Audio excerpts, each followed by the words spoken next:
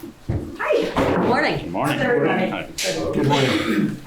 This is a regularly scheduled meeting of the Community Preservation Committee for hearings with respect to applications for fiscal year 2021.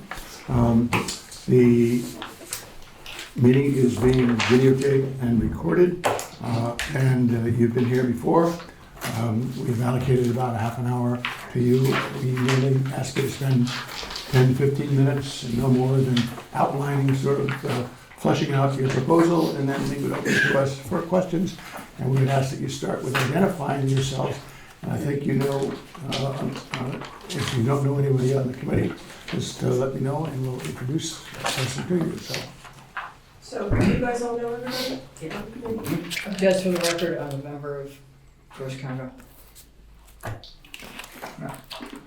So, Janet Schulte, I'm the moderator of the First Congregational Church.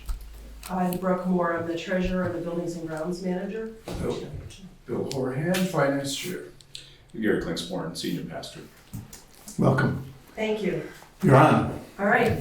So, I thought I'd just make a few comments in particular, to express First Congregational Church's gratitude to the CPC for its commitment to historic preservation, not only of our buildings, but really all over Nantucket. And to acknowledge that the need runs deep in the community, and we acknowledge that we're making a big ask for them this year.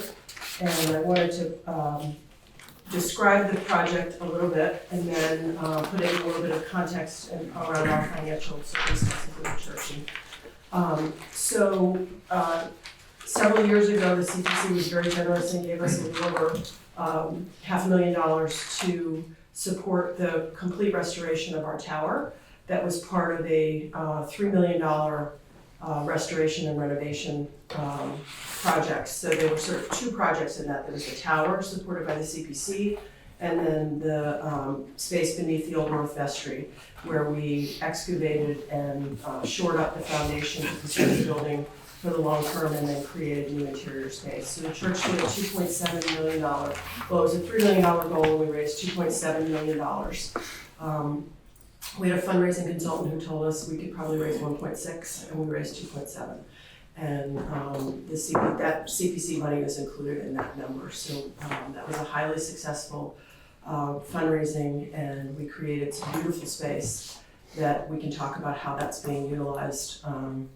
But as we know, on Nantucket, it's perpetual exterior pressure on our buildings in terms of wind-driven rain, and in particular in our location, elevated at the top of Beacon Hill.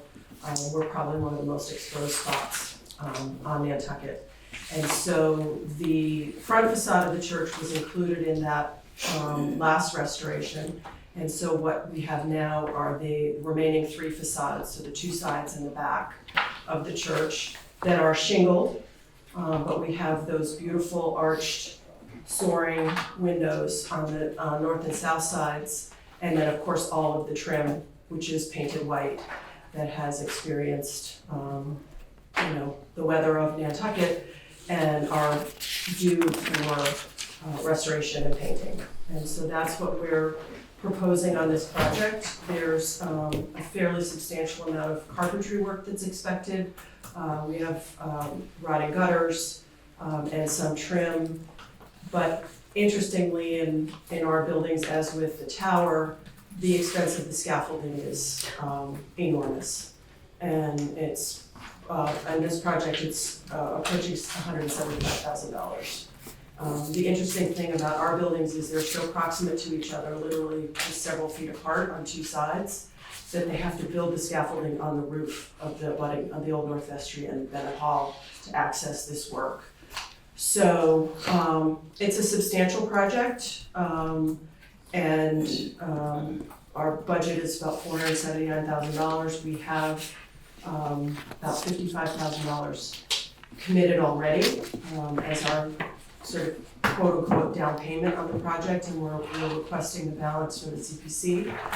And recognizing that in past history, we've we've sort of contributed a larger percentage of a project ourselves. And we're coming for a larger percentage from the CPC this time because we also have a major issue around drainage on our property.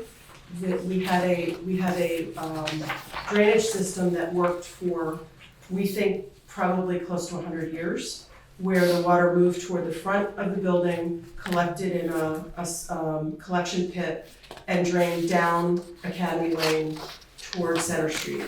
And 7 years ago, the town discovered that that was connected to the sewer system. And so when they dug up Academy Lane, they crushed the pipe, did not replace it, did not do anything. And so now what happens is our water used to run forward to that pit and down the hill, and now that pit fills and it runs backwards and collects between our buildings. And when our pumps can't keep up, we get flooded in our brand new $2 million lower level several times a year.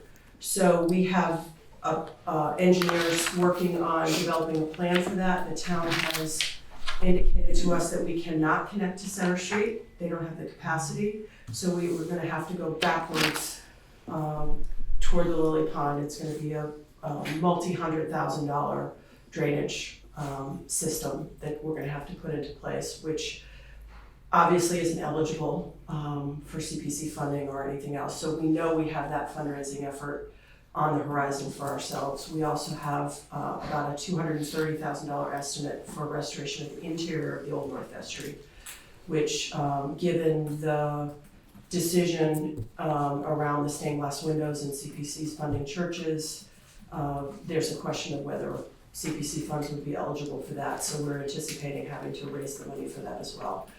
So that sort of explains where we're at in terms of our request. And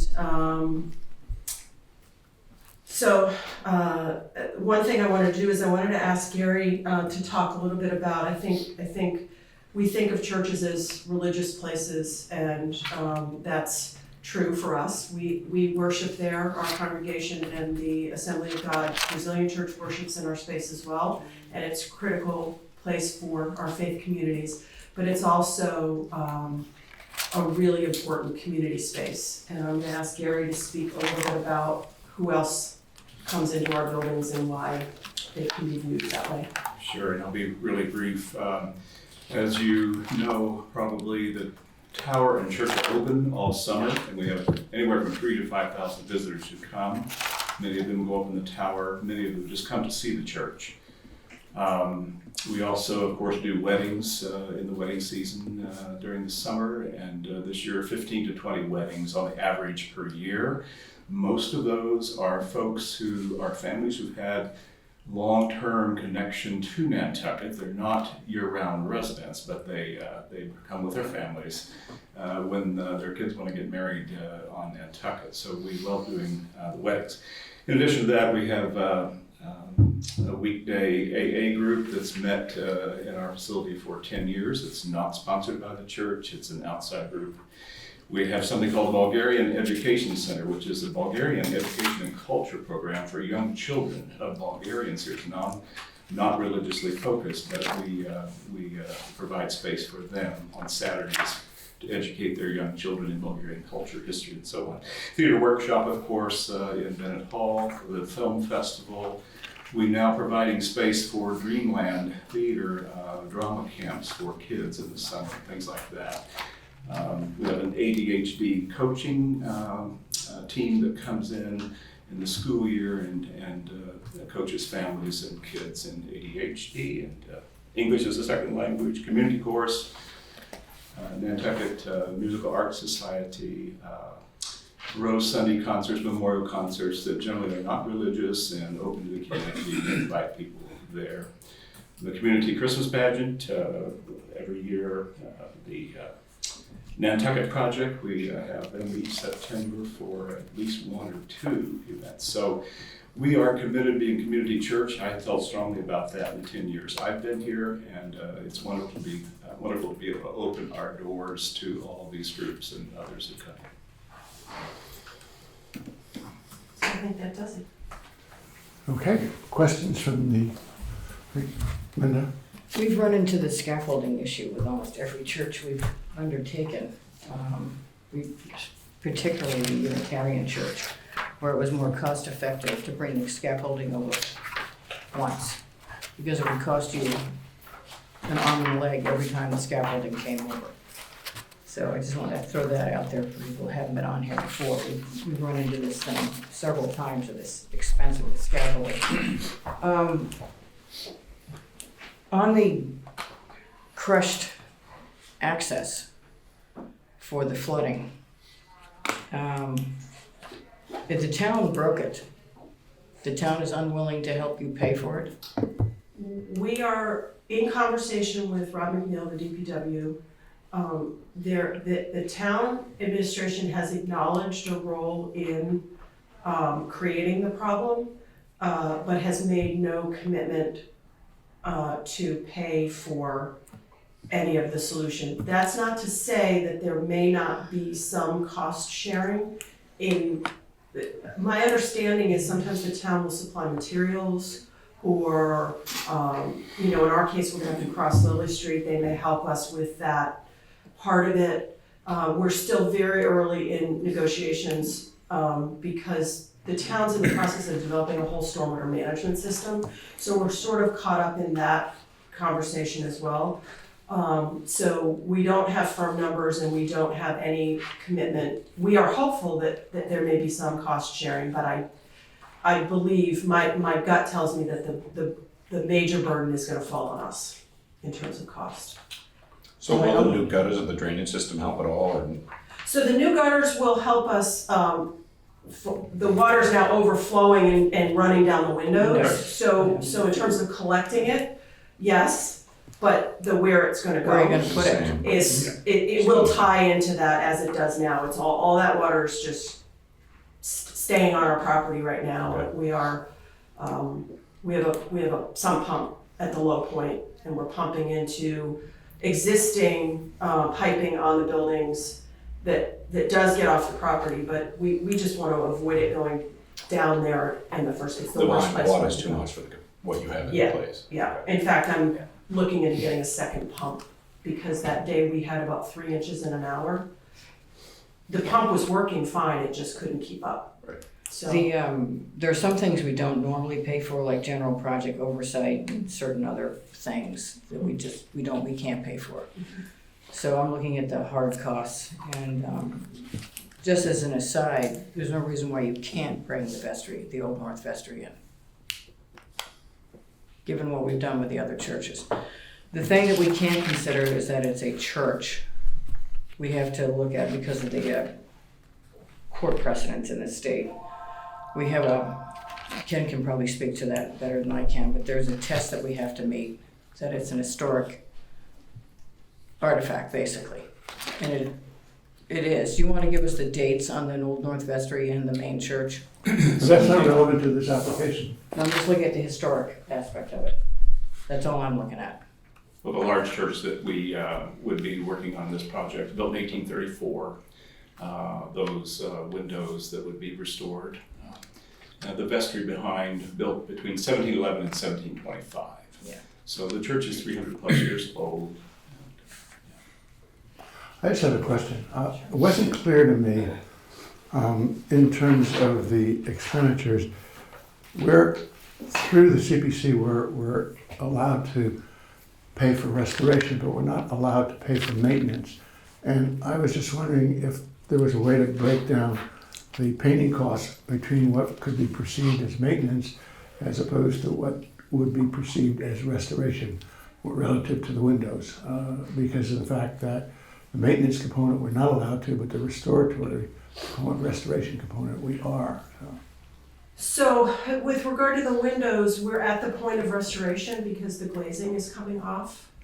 So, I can't really, we didn't break it down that way. I would just comment on that, Ken, that to my knowledge in the 10 years I've been here, we really haven't had to do painting maintenance up in that area of the building, just on the surface wood. And my understanding is that hasn't been necessary since the last time we restored the windows along with the gutters and everything at the same time. We don't have ladders or anyone, to get up there, and that brings us back to the scaffolding thing. We're trying to change a power light right now from the back, and electrical companies don't want to get up there because of insurance reasons or ladders, So the way I understand it in the past is that this is all done at one time. The windows are the top priority here because we don't want them falling out or disintegrating. But the trim paint has been needing paintings for some time. But if I read it correctly too, the windows are clear, is that right? They are. Okay, which is really very important because that's one of the distinctions with respect to the case that's been has designed, so that the fact that there's no religious component in the windows is very important. And that's been true of many New England historic churches in our tradition. They've always had clear windows, and there are reasons for that. Right. Yeah. Or if the windows are stained glass windows, they're not religious in nature. Iconic kinds of figures or symbols, and no. Right. Yeah. Plus, anytime you do work over 30 feet, the insurance rates go up. So, I mean, I worked on the restoration 89 to 91. That scaffolding was quite problematic. It was really difficult to work with, and the company came down and it was up for a couple months, but the expense of it is huge. And so it's really difficult to do any maintenance. And I know you want to seal the gutters every couple of years and kind of help that way, but it's an expense that you have to look into each year. We could conceivably use a lift for that kind of work, but only on that south side. Right. The other two sides are inaccessible by a lift. Yeah. So, I mean, I think that there's a weird irony here that mathematically that I figured out that, we have $120,000 of carpentry costs built into here because of stuff that needs to be replaced. It's financially irresponsible to pay $175,000 to paint when you can 15 years later spend $120,000 on carpentry and save $175,000. I mean, it's just an oddity of the circumstance, unfortunately, that it's more cost effective to let it go than to maintain it. To paint it every 5 years, which would be the correct way to do it, but at $175,000 a pop for scaffolding, it's not feasible. It's really unfortunate. Thank you, Mr. Chair. Just a couple of questions with the, as we're talking about restoration, I see the letter of support or favorable recommendation from Michael May from the Nantucket Preservation Trust. Is there anyone that is going to be overseeing, because this is a historical preservation, so building with Nantucket in mind, the preservation act of it. So that's one question. The next question would be, from the painter, are they, the painting contractor that you're using, whether it be local or off island, are they certified in the lead paint removal? For myself, I am, or was lead paint certified, and it details a lot in what you have to do to remedy and also get rid of gooseneck bags and things, and hazmat suits and things like that. So those are just a couple of the things, because we are talking about a restoration as opposed to a maintenance. This isn't just painting over something. This is bringing particles of lead in the air, and that's when it's the most destructive. John Stover is working with Adam Zanelli, Nantucket Historic Heritage painters. Nantucket Heritage Painting, I knew it wasn't this. And Adam did the work on the tower and is very familiar with historic structures on Nantucket, very, very familiar. And one of the reasons that we want to work with him is because the preparation is, when you're doing restoration and painting, the preparation is the most critical for a lasting paint job. And we've all seen historic buildings in Nantucket that weren't prepped right, and then you see them peeling a couple of years later.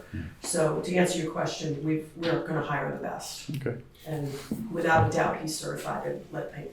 Great. Fortunately, we have enough photography of the church historically that in terms of HDC and or the Preservation Trust, our goal in the front was to reproduce it just the way it was, and I think we achieved that. They did, and they'll do the same on the sides, or we wouldn't have any other way.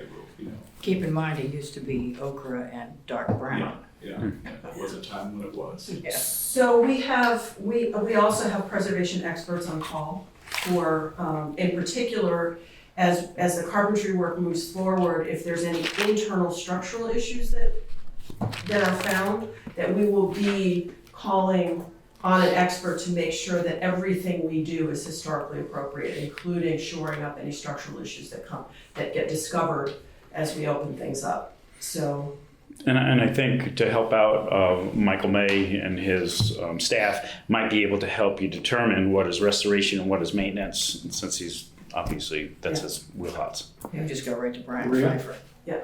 Just two things. St. Mary's used Adam, and he is excellent, and did the exterior doors for us. What was this other thing? Oh, in terms of the, I know we have to determine that it is a value to the community, and in my mind, you service so many other outside entities for community events that I don't have a problem with that. I like that you've got some other donor sources. The only thing I'm not so sure about is if we've done contingency funds in the past. and We don't. that's in there. We don't, and they're not Pretty sure we included. don't. So that, know that, That that come out. 23,000 is probably gonna come out, but Yeah. everything else from my mind looks okay. It's the 23,000 is not in their estimate, in their request. Any other questions? I don't think we need any additional information from you. So thank you very much for, thank you Thank you. for all the work you've done to keep it an important icon in this community. it's a never-ending job. And thanks again for your passive work in doing these restoration projects. We really appreciate it. Thanks, Ann. Good morning. Long time see. You've been with us before, so we have set aside half an hour. What we try to do is to, first of all, remind you that it is being videotaped and recorded. So we would ask that you spend the first 10 or 15 minutes sort of fleshing out your request, and then leave the floor open for us with respect to questions from the commissioners. And what we would ask you to do is identify each of yourselves with the role, with respect to your role in the organization. So you're on. Okay, I'm Rima Sherry. I'm an at-large member of the Affordable Housing Trust. Brooke Moore, at-large member and vice chair of the Affordable Housing Trust. Tucker Holland, housing specialist for the town of Nantucket, and I provide staff support to the trust. Welcome. As you can tell from this year's submission, the Nantucket Affordable Housing Trust has had a busy, dynamic year. Housing has finally come to the forefront of the community's attention as witnessed by the voters. Funds are in place to acquire and develop affordable units with oversight by both the newly formed Neighborhood First Subcommittee and the Select Board. However, those monies are not available for programs established and in development by the trust, nor are they available to support other housing organizations, specifically Housing Nantucket and Habitat Nantucket. But they are or I don't not? get that. Are not. Are not? No, not the 25 million. Okay. Cannot be used Okay. for those things. The Trust Closing Cost Assistance Program has proved to be essential to households purchasing an affordable home, as attested by Mortgage Loan Officer Lauren Ard at KCOD 5 in her letter on page 79 of this application. With 19 units becoming available at 80% of area median income or less at the Richmond Great Point development, the Trust anticipates closing cost assistance applications over the coming years for these homes. On page 81, Jerry Keneally, president of Habitat Nantucket, outlines his organization's current projects and their collaboration with the Trust and other entities in his letter of support. CPC funds have played a key role for Habitat, and now it turns to the Trust for those funds through this request. Ann Kuspa of Housing Nantucket echoes Mr. Keneally. The Trust is proud of the work of both of these nonprofits and proud to be able to partner with them in addressing the ongoing housing crisis. Nantucket is currently in safe harbor from 40B development, but to continue to have a say in how the island addresses its housing problem, The collaboration and support between the CPC and the Affordable Housing Trust must continue. Thank you for this key relationship and the hard work that's been done for housing in recent years. That's what I have. And I think we could just go to questions. Linda? I thought there was some wiggle room in that 25 million. You're telling me what? The $5 million. Not our 5 million, I'm talking about the The money, the 20 million. $20 million is, I'll let Tucker speak to that. Sure, the $20 million, what we refer to as the Neighborhood First program, it could be used, for example, it's really intended to acquire properties. So it could be used in the case of a habitat where, let's say, a larger parcel was acquired. Some lots could be created that could benefit habitat. Similarly, with Housing Nantucket, as long as whatever was created goes on the SHI list, whatever is produced from those monies must go on to the SHI list. Okay, so Habitat comes to you with a piece of property, or Richmond, whatever they're doing out there, and none of the 20 million can be used to develop that property or help them build the house? That's what we were paid for before.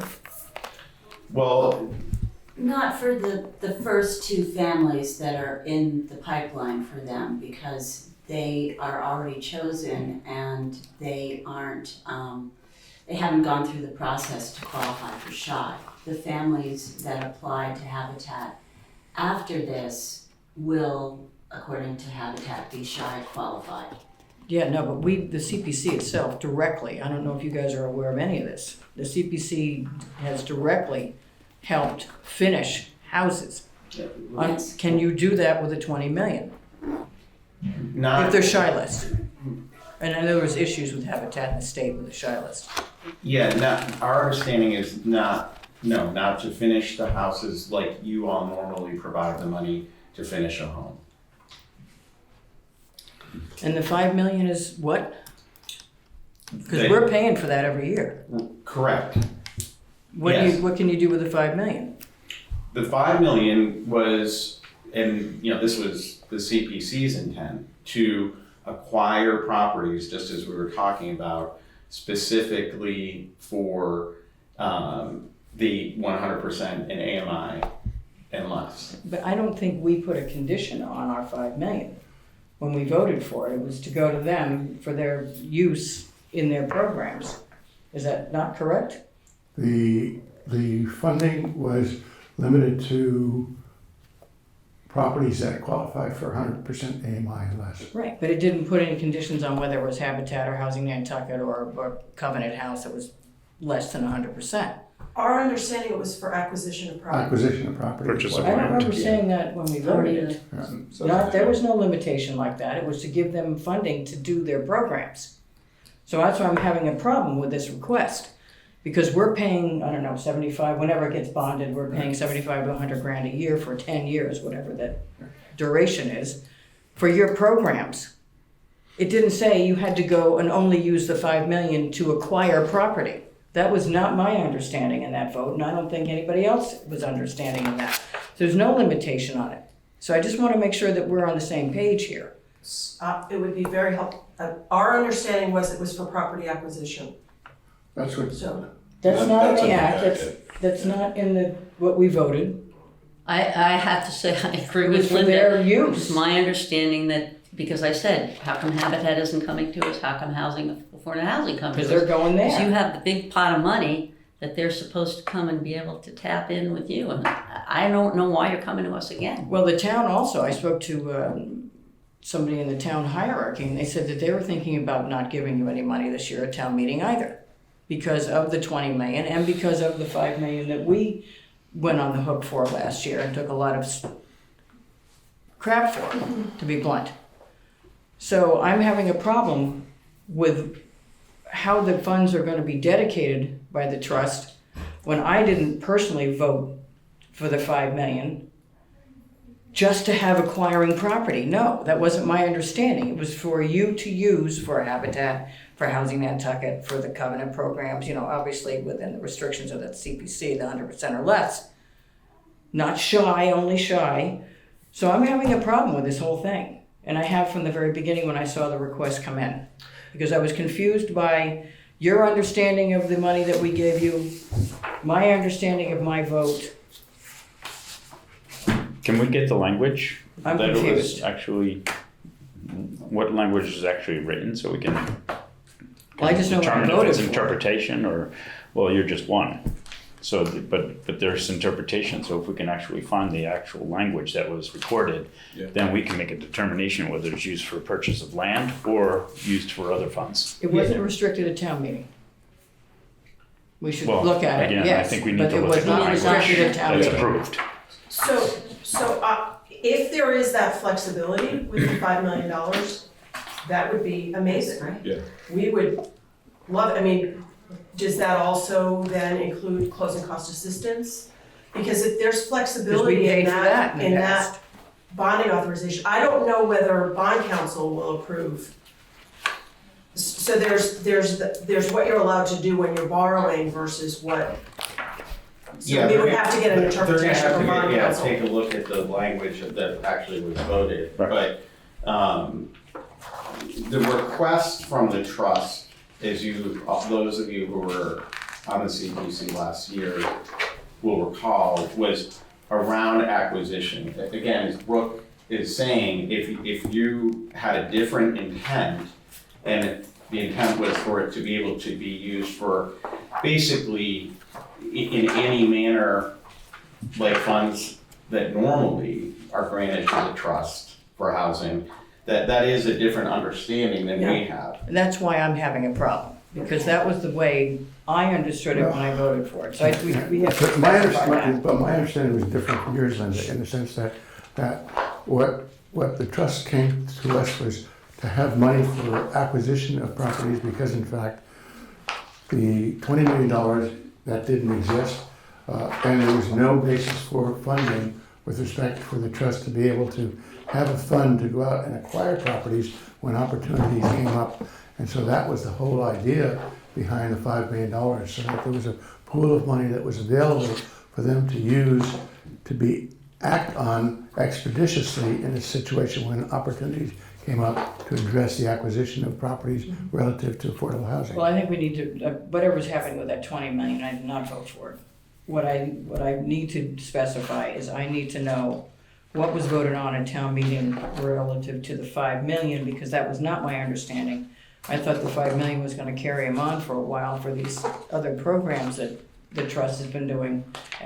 As an original member of the trust, that was my understanding when we went after that 5 million. So I'm having a real problem with the whole thing. So we're gonna have to go back and take a look at that, just do the warrant now, and I'll have to go back and pull it out of the trash.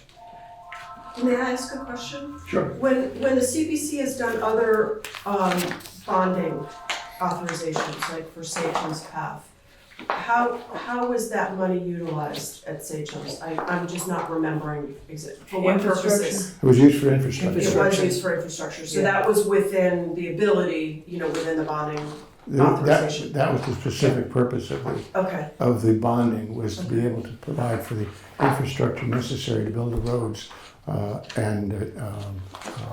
they couldn't finish it without that money. right. I'm just trying to understand, I'm not a lawyer, I know he's gonna play one on TV. But I would be I don't know what the limitations are around the borrowing for CPCs in general. Like, are there, They have to be 100% or less units. yeah, well, that much I know, but like, could it be for the closing cost assistance program as well? That's what we gave you money for every other year. Yeah. So, Every- but I mean on the borrowing side, as opposed to a grant, an annual grant. Well, borrowing is for the purposes of the Community Preservation Act. And so to the extent that it's a purpose that is permitted under the Act, Okay. borrowing can be in place for that. Okay. So I guess it's really a question for you all as to what your intent was with that borrowing authorization. Yeah, I'm as confused as Linda is because the term I remember was you were gonna be an umbrella organization to dispense for those various entities. The other question I have is, have you purchased any land and started a project? It's been a year. Well, they only got access to the money as of the 1st of July. Yeah, but in general, We, my problem with this large sum of money was there was no specific plan. Let's say terms passed, we had a specific project, boom, it went. Have you guys started any? Well, Citizen Path took, what, 14 years maybe to come to fruition? Something on that order? But there was a plan. Well, right, so there is a plan, and we have attempted to purchase a piece of property that would fall under this, but could not come to terms with the owner. So there certainly is active measures being taken to try to utilize the funds in an efficient manner. So it's being worked on. So that was a private individual. An owner of a property, Right. yeah. Have you pursued any of the town-owned land? Yes, we have recently participated in purchasing a lot on 7 Amelia Drive. Oh, you gotta be careful with that one. There's a lot of public scrutiny on that. I approve what they're doing. It's for the access from White Drive to Amelia Drive. Well, So that's public let access. them explain to me what but they explain plan the on housing doing with part of 7 that. Amelia Drive, if you don't mind. Well, yeah, so we're planning on utilizing a portion. So not all of the monies utilized to acquire the property came from the trust/CPC. Some of the monies came from the DPW with respect to Road. the roadway portion of the property. So the intent there is to develop 4 to 6 units of housing at that location.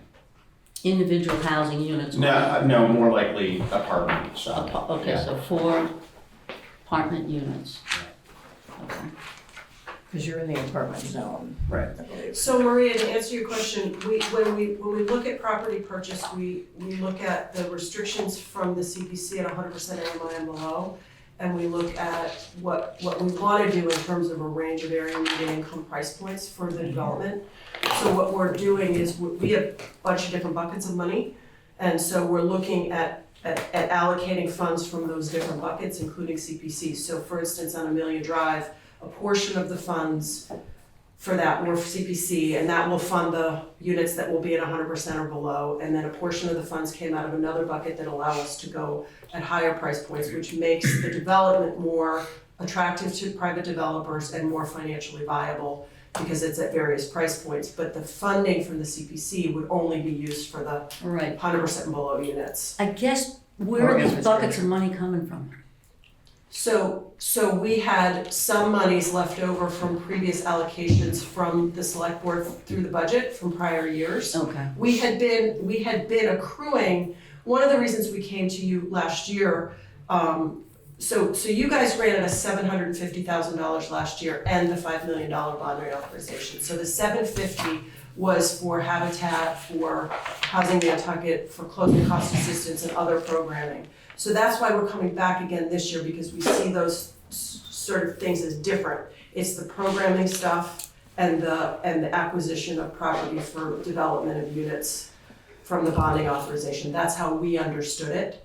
So that's why we're back this year. And so we're constantly evaluating what is the best way to structure any particular site or property to make it appealing ultimately when we put out the RFPs to make sure it's financially viable and appealing to developers so they will come in and want to participate with us without a lot more subsidy. Because if you restrict something to entirely 80% or 100% or below, we're gonna have to give additional cash subsidies to a developer to make it financially appealing to them. Whereas if you sort of have a portion of it funded with CPC and a portion of it funded with something else, potentially even Neighborhood First, then you have this hybrid of funding and pricing that makes a more appealing project from what is done now in affordable housing, which is multi-income, multi-use types of developments. So 40Bs only work if you have something in the higher end which subsidizes the one in the lower. Correct, financially. Because you're $600 a square foot and you're $300 a square foot. Yeah. How are you gonna make that up because of the market rates? And so, we're looking, the select board has asked us to look at the fire station property. We've acquired 7 Amelia. We've been actively pursuing acquisitions of other properties for development as well with that $5 million bonding authorization that you gave us, but it doesn't always happen right away. I'm coming back to it again. The 20 million had no plan, no nothing at town meeting, which was my problem with that 20 million, and I said so at the time. That 20 million can be used to acquire property, do infrastructure, offset costs, working with a public-private partnership. That 5 million, if we're proven correct, should be used for your other programs, not acquiring property necessarily. I just want to be clear about that because I'm having a problem with your ask this year, not next year, the year after that, this year, because of that 5 million. Tucker? So I think I'm maybe beginning to understand this a little better. So the $20 million, everyone will recall, was a citizen article. Yeah. It was not put forward by the trust nor the town. And I think at the time that when the trust came last year, it just is critical to have land in order to be able to do a housing program. And so when the trust came, we came asking for the 5 million, having no involvement nor. We came asking for $1 million and then you guys came up with the bonding idea. Well, we came to the select board and said we need some money, and the select board said we want to fund the trust in a significant way. We need to figure it out, and Brian Herbert had approached you all about funding it in this manner, and which we're extremely appreciative that you all did. But in terms of the history, I think the intention again has always been for land acquisition. The 20 million was an unknown entity and again, not initiated by the trust nor the town. So now it has passed and those monies, you're right, are there, Linda. So, if there is, again, the flexibility to utilize the 5 million in a way different than was intended originally, that's something obviously to be looked at. Well, let's go back even further than that. The people voted, or however we got there, the selectmen were tasked with finding, 3 million? They couldn't find it. Mm-hmm. There was no restriction. It was for the trust use to go into that pot that they had given us 450 before and all this other stuff. There was no restriction at the time. They could not come up with anywhere in the town to come up with that 3 million, which is where you and I met with Brian. Mm-hmm.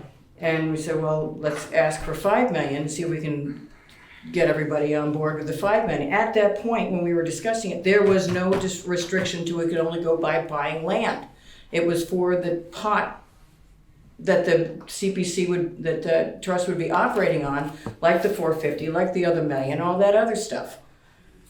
That's what it was I don't intended think for. that's correct, Linda, because in fact, the language that was drafted was with respect to the purpose of it was for the acquisition of land, because the whole issue with respect to the Affordable Housing Trust Fund was that they didn't have any money to go out and buy land. Right. And so the issue was that there needed to be a fund that was available for them to go out and when opportunities presented themselves to be able to purchase the land, to be able to move forward But not with creating affordable housing. Limited to that, because the original ask from the town fathers of the 3 million was not limited to that. It was to build up the It was to build up the coffers of the trust like most of the other towns do.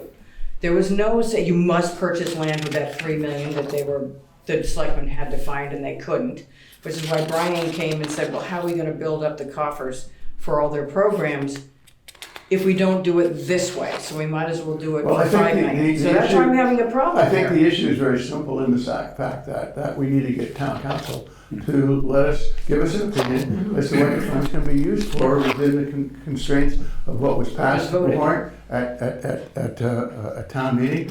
And it didn't, and it did not have to go to the ballot. It wasn't a ballot question. No, it went to So- town meeting. Yeah. That's why we did So, it that so, way. so, I mean, I think it's really very simple in the sense that at this point in time, until we get an opinion from town council as to whether or not there are restrictions with respect to the use of the 5 million, this is a conversation that is not gonna go anywhere because we're not gonna be able to resolve it. Other than the So- 100% or less, that's a given. Yeah. Under your own Yeah, restriction. because that makes a big difference to Hunter us. and then Maria. I just have one question. What has the town contributed to the Affordable Housing Trust to date? $1 million, $2 million? So it's- Yeah, on the order of 2 million in Yeah, recent 2 years. million. So I just want to, again, completely agree, we need to get the opinion of town council, bond council, and the chief financial officer for the town. They all weigh in on borrowings. But I think just the evidence, I guess, I would say that the 5 million was originally requested for the purpose of acquisition, and we understood it to be intended that way when the CPC voted for it, was the fact that separate to that bonding, the CPC supported 750,000 last year for the programming support. So that's, Right. in addition to the bonding. So that's where we, in our minds anyway, said this 5 million has a pretty specific purpose. We understand what it is. It's what we've been asking for in one form or another from different entities for a few years. We also need support for our programs, which you all, again, very generously supported. So I just, I just need that clarified. exactly. Right, Sure. anyway. And I also want to point out that we've been operating based on that understanding in terms of our planning and organization, in terms of the things we're pursuing. So it would be really helpful to know if the expectation is that we need to set aside some of that bonding authorization for programming. Because we've sort of, when we work out how we're gonna spend the money and how we're gonna get to where we wanna get in different ways, and the different potential things we have on our plate, we've sort of already figured out, on some level in our minds, how that 5 million would be spent. So if we're reallocating it, it's gonna adjust our thinking. So it would be incredibly helpful. I mean, it's not that we can't do it, but it will change sort of some directions that we're headed in already. When we're asking The town sooner the council, I'd like to know if that 5 million can be used to support Habitat and Housing Nantucket's creation of affordable housing. That's the big deal to me, out of that 5 million. Just one other question on this, 750 that you got for, you call it programs. Did Habitat and affordable housing come to you and utilize those funds? Is it gone now? Did they? So in the case of Housing Nantucket, yes, they've come. We've given them some money toward the creation of a unit on Tacoma Way. In the case of Habitat, they have not come yet because of the issue with not having the land. Land, okay. Yeah. Plus, they had to go through the state to do the shy, to Yeah. have. Yeah, they've done their Shy, homework and there's a lot of they're issues. teed up to How go much, on the do you know shot. how much affordable got? Uh, Just a ballpark. 250, something? 225 for the creation of the additional unit at 18 Tacoma. Okay, for so Housing you Nantucket. have a big chunk. And we gave them a little bit of money to effectuate the shy listing of the 4 houses at Seven Surfside as well, a small Thank grant. Mhm. Which we paid for. Yeah. And the issue with Habitat, as I understand it, is that any money that goes to them at this point in time, will go for 2 units that will not Not qualify for the list. shy list, but they will qualify to be a part of the inventory for the overall 10%, but Right. not part of the shy list. Okay, thank you. So it will It's go to tricky. affordable housing, but just not help with the 40B Well, problem. actually, it won't count on the shy list at No, all, so it won't go toward the 10% at all. It will just be additional. But it affordable gets units. them to the point where they can start. Yes. And then anything after that. So they had committed, so basically, the state did not certify their affirmative fair marketing program the way they selected the next 2 people on their waiting list. And they feel it's very unfair. Those people have been putting sweat equity into other people's houses. So they want to clear those 2 families. And we have a plan in place. There's a couple of avenues by which they would acquire property to build those 2 units. And then everything forward from there will be shy listed. So basically, the select board has said, we're not gonna give you any town property for non-shy listed units. So they're sort of in between a rock and a hard place, but we're gonna help them do that. And then everything forward from there will be shy listed. So plus last year, we Thank gave you. them 150 habitat. We didn't give No. them anything. We didn't give them Zero. any. No, not us. No, The so they did trust the did. trust. Yeah. So, and we know, Housing Nantucket is negotiating for a house move to property they own on or however you say that name, or, yeah. And they haven't quite come to an agreement with the house owner to get that house to move. So we have funds earmarked for some things we know that are in the works, but they haven't been expended. And that was sort of the point, is that, you know, one of the reasons that sort of, I think you folks and we came to the conclusion that it made sense for them to come to us rather than to you, is you have a funding cycle that happens once a year. Yeah. If we're sort of preloaded and pre-funded, then as opportunities come up for them, there's funds available, they don't have to wait for another CPC funding cycle, so. And it's working well, it is working well, so. Mr. Chair, I don't know if this is a suggestion that you could think about, but because there are questions that need to be answered from council, and also what the particular language is in helping out what the Affordable Housing Trust can do with the funds, would it be appropriate to continue this to one of the meetings that we have scheduled in the near future, just as a continuation of this? Yeah, So if we can get the questions answered. Well, what we'll do is the next meeting is this Thursday. We won't have town council. That's the last of the hearings. But we haven't scheduled any meetings with respect to determinations. So I will hold scheduling for any meetings with determination until after we hear from town council. Mm-hmm. And if we feel that we need to invite them back for a special hearing, we will do that to get this clarified. Is that Sounds satisfactory good. Yes. to Thank the you. committee? Yes. Is that satisfactory to the applicant? And thank you again, your commitment to affordable housing has been outstanding and very much appreciated. It has allowed us some flexibility and stuff that we're doing that's been amazing, so.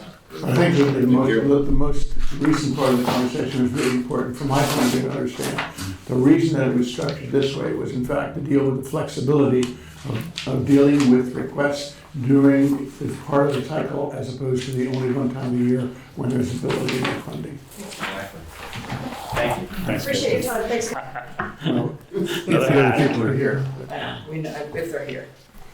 Okay, good morning. You have been here before, so you know the drill. The hearing is televised and recorded, and so we ask that you do as before, take 10 or 15 minutes to sort of flush out your request, and then open the floor to questions from us. Then start out by just identifying yourselves, and then you start. Thanks. Okay. My name is Janice Carrero. I'm the Executive Director of Nantucket Food, Fuel, and Rental Assistance, and we're here today to talk about the rental assistance piece of that program.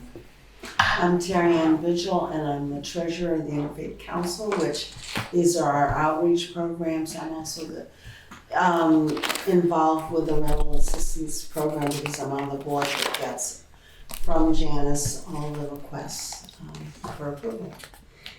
Okay. Yeah. Well, first of all, I'd like to start out by thanking the CPC for being a partner with us for the last 10 years. I think you know we couldn't operate this program without you. I remember when I first started 10 years ago, this was a part-time program. I had a part-time job, and I think we may have doled out about $50,000 in rental assistance. We've come a long way in the last 10 to 12 years. I see there are 2 new members on the board, so hello. So very quickly for you, and it will be redundant to the other folks. I'll explain the program for a few minutes. We provide temporary rental assistance to help lower income individuals remain housed during periods of financial instability. That could be loss of wages due to loss of job, or on this island, it's seasonal nature, loss of income in the off season. It could be helping elders who are on fixed income remain housed in rental housing, and helping individuals when they are either seriously ill or injured, and either themselves or their family, and they cannot work. You know, living on this island, that many times if you're seriously injured, you get medevaced off, and you spend a couple of months in Boston, traveling back and forth to Boston. And you cannot work without income, you can't pay your rent, and that's where we will step in. The maximum amount that any household can receive in a period is $5,000. And for the sick and the injured, that is $6,000. And through the good graces of another grant from the Community Foundation, we are able to extend that $6,000 for a longer period, but we will pay the first $6,000 up front, and then their grant will jump in, because there are some folks with serious illness who could need help for a year or 2. We're currently in this fiscal year, and our fiscal year runs July through June period. We are receiving a $150,000 grant from you. We are asking for a $20,000 increase to $170,000, and we're doing that primarily based on last year's results, when we experienced a 35% increase in rental assistance payout to $213,303. And a 14% increase in households assisted to 56. I see no reason why that, given the housing situation that you all know, and the rising rents and the inability to find housing, I don't see any reason why this year should not be at that level. In your packet, I think you have statistics of what we do and what we did last year. Last year, the average recipient was 47 and a half years old, had lived on island for 16 years, paid an average rent of $1,498, and that goes from a cottage to a room. 32% were living in a shared housing situation because of inability to find their own a single unit apartment or studio or whatever. 34% were single parents living on one income. 54% were individuals, Musical interlude. Yeah, interludes, nice song. Sorry, and 54% what? I'm sorry, 54% were individuals with no children, so. There's a chart in the I'm just reading from the chart. And 32% were facing major illness or injury, and 30% were elderly. And all of them earned wages less than 80% of the area median for this county. Last year, of the $213,000 in rental assistance, the CPC grant paid $154,000 of that, and that was a combination of contract year, the end of contract year 18 and contract year 19. All of the money was expended by May. So we will go into this year with no cushion. And so that's another reason why we're asking for a slight increase. That's it in a nutshell. There are charts in the back, as Ken mentioned. They will show a 5-year history and show what's happening. And I think what is also interesting is we did complete the landlord survey. And the interesting notes of that are, 75% of the respondents remained housed in that unit after our funding ceased. Another interesting thing is we asked the landlord, when your tenant moved out, were you able to find another renter? And the answer was 100% yes. In 5 minutes, oh, here we are. They're lined up at the door. Yeah. After receiving assistance from our program, did the tenant continue to pay their rent on time? 80% said yes. And then was that timely? And 50% said yes. So that tells you while the client is trying, they're still struggling. Those were the most salient. There was one other I wanted to point out. Of course, in your opinion, did the rental assistance help your tenant?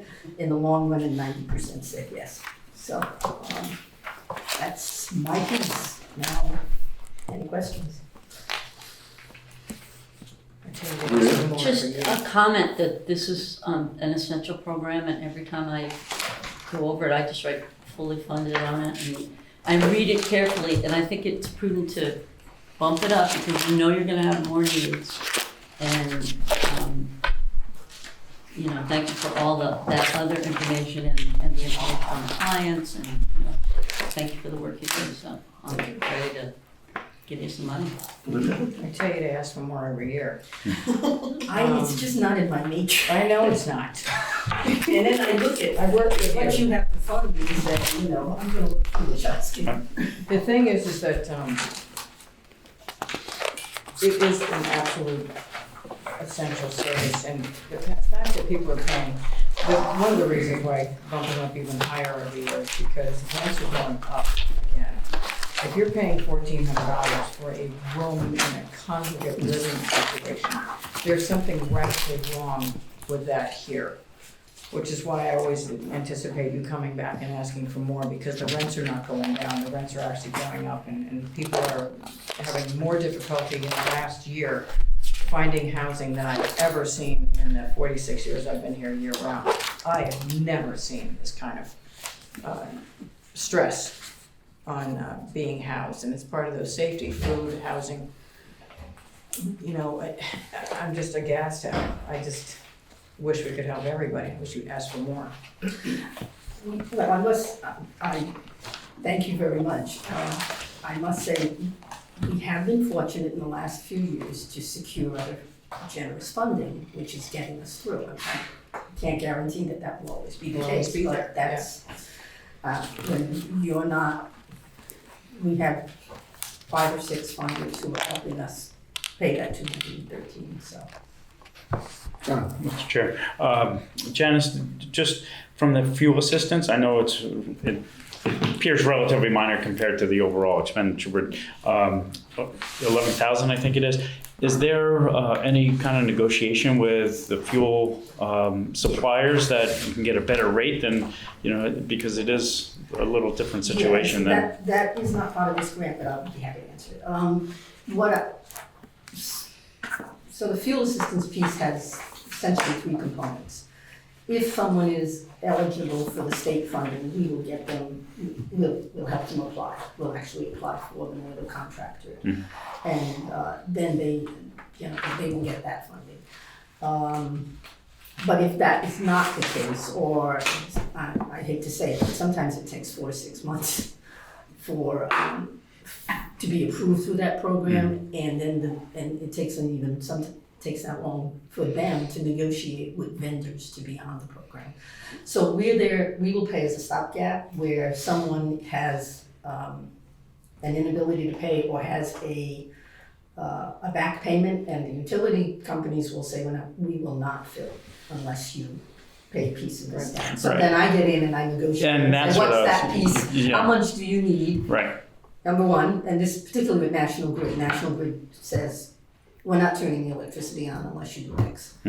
So I would say, okay, what's that piece? And then if we pay that piece, will you put this person on a budget plan?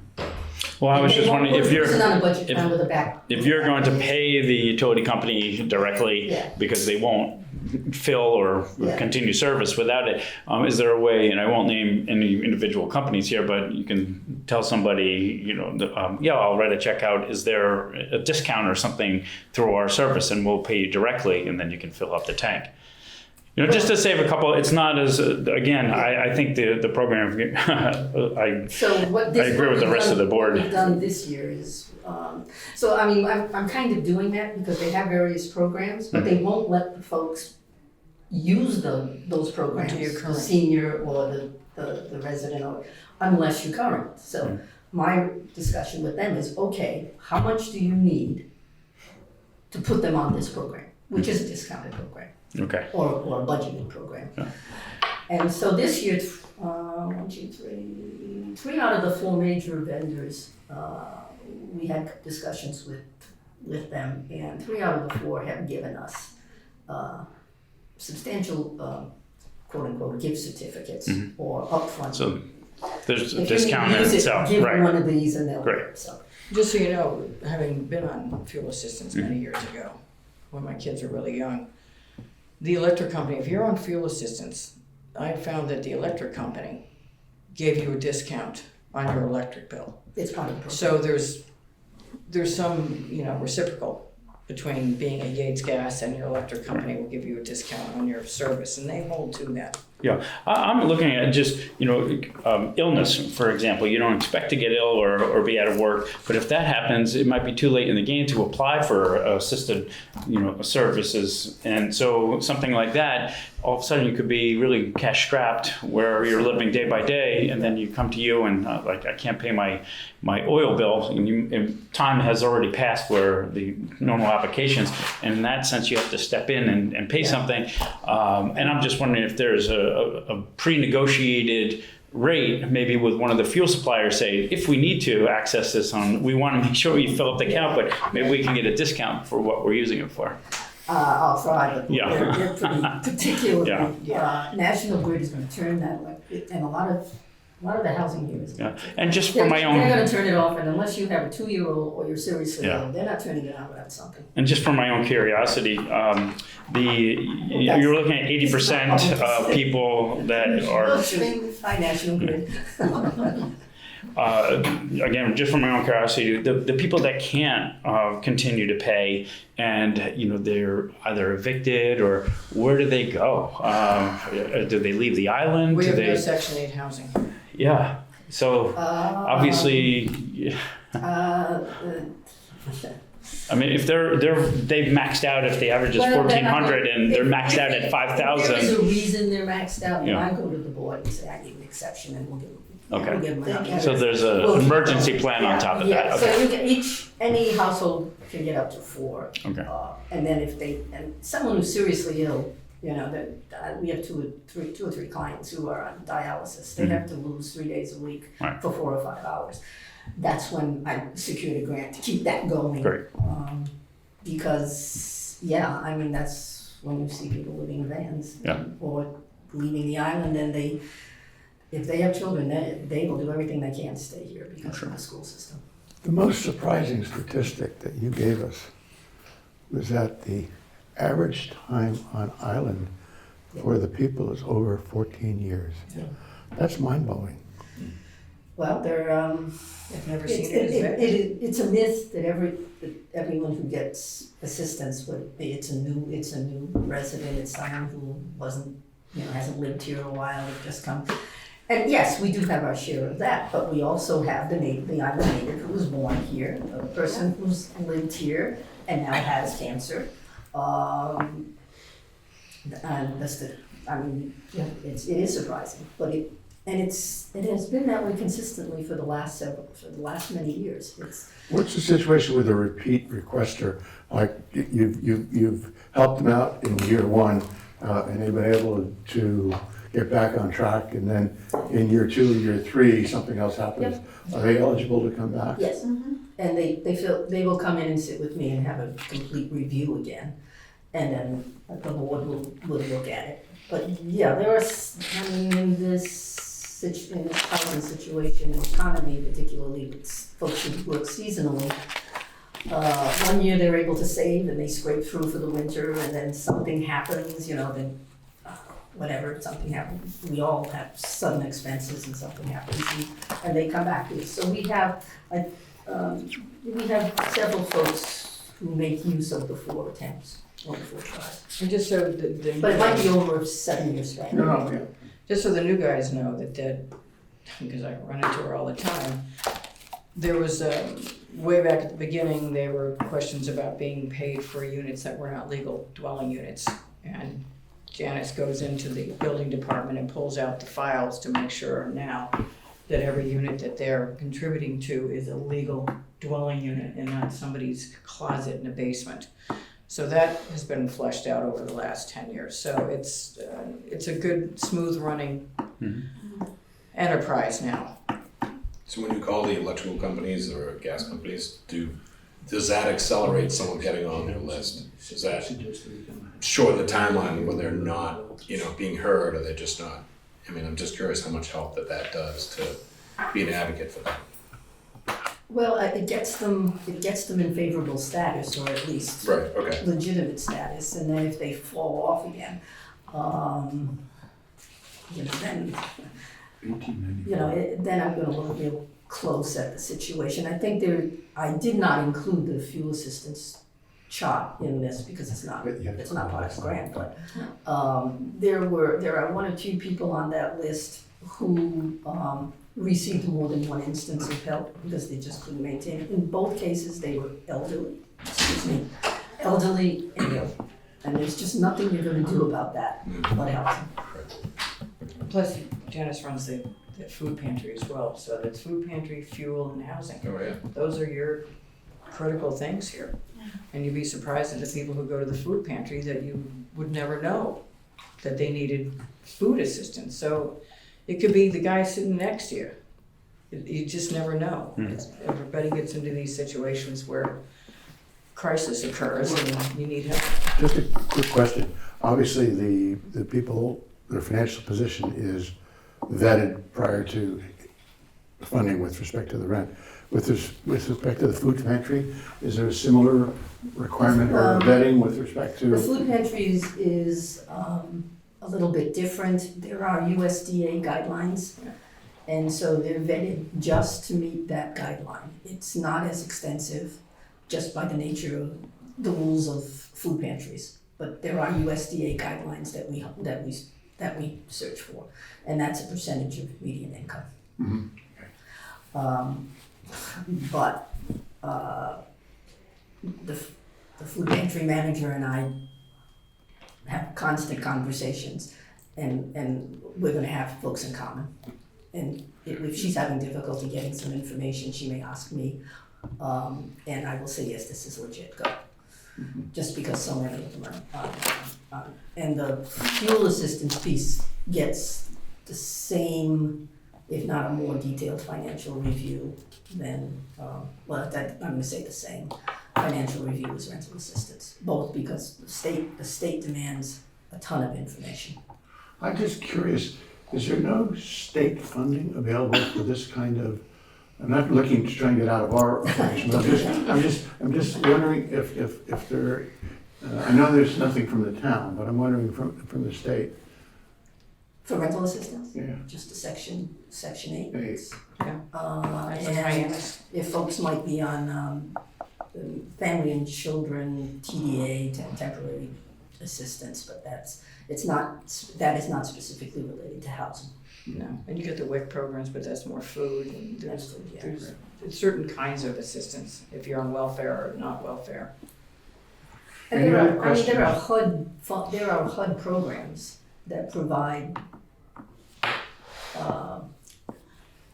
monies for homelessness, but those are managed on the Cape. And they're supposed to, And the housing authority units are subsidized, right? State and fed, depending on which section. Any other questions for? Okay. Good job. Thank you so much. Thank you. Oh my God, I forgot how bad those are. Good morning, good morning. This is your first time before us. What we do is, first of all, the hearing is televised and recorded. Secondly, we ask you to take about 10 minutes to sort of flush out the proposal and then open it up to questions for us. And then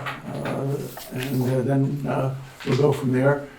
First item is to identify yourselves for us and then start with a sort of fleshing out of the proposal. Okay, my name is Debbie Dilworth. I'm the assessor for the town of Nantucket. I've been with the town since 1982. I've had my services broken up, but basically been there for 35 years. This is Rob Rennie. I'm an assessing clerk in the assessor's office, and I've been there for about 3 years, and now we're trying to get this place in shape. Okay. So we're seeking funding to restore the remaining volumes of historic tax commitment books.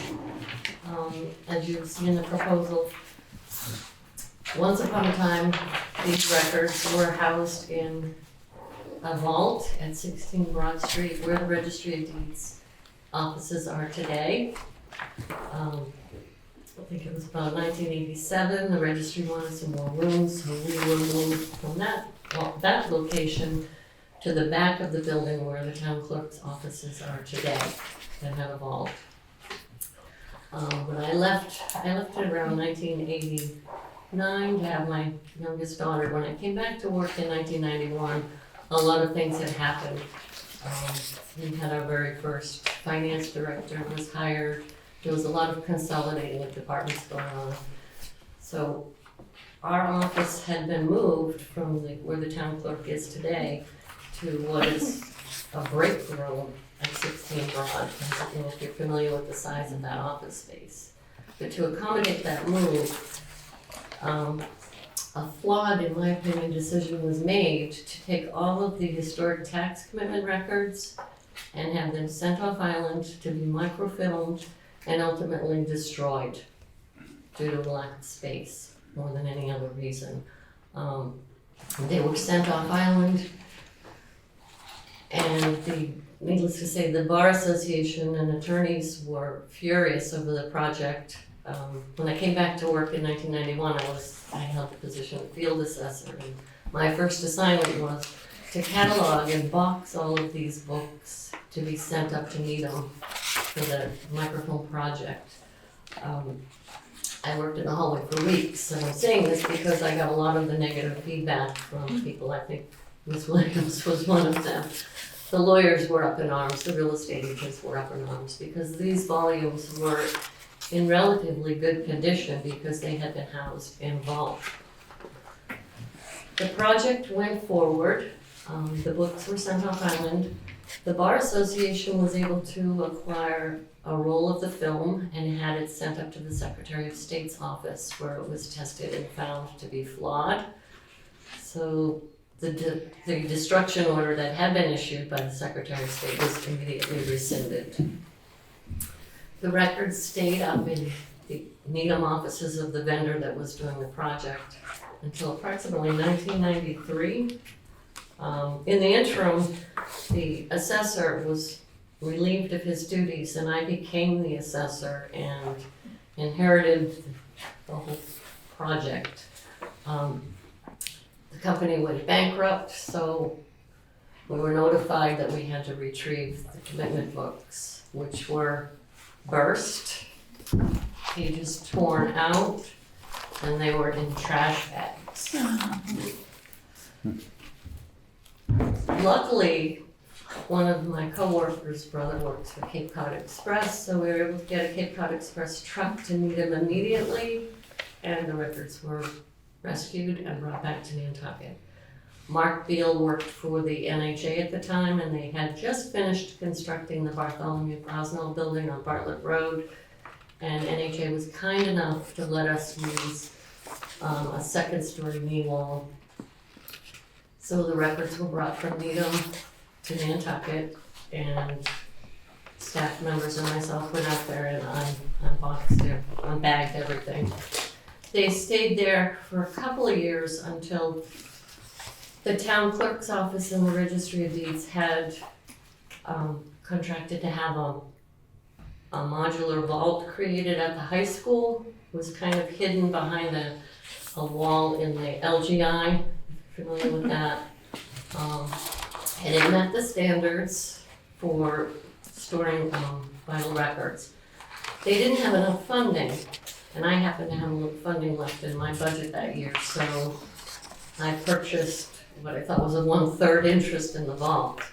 And we relocated the records from Bartlett Road to the high school. In the meantime, we were able to get some funding from Capcom. We had some of the books restored and shelved and organized, and everything was at the vault.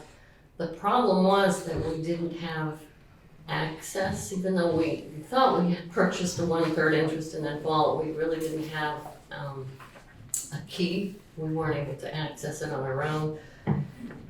And we went out there on several occasions and the filtration system had failed and there was a moisture problem.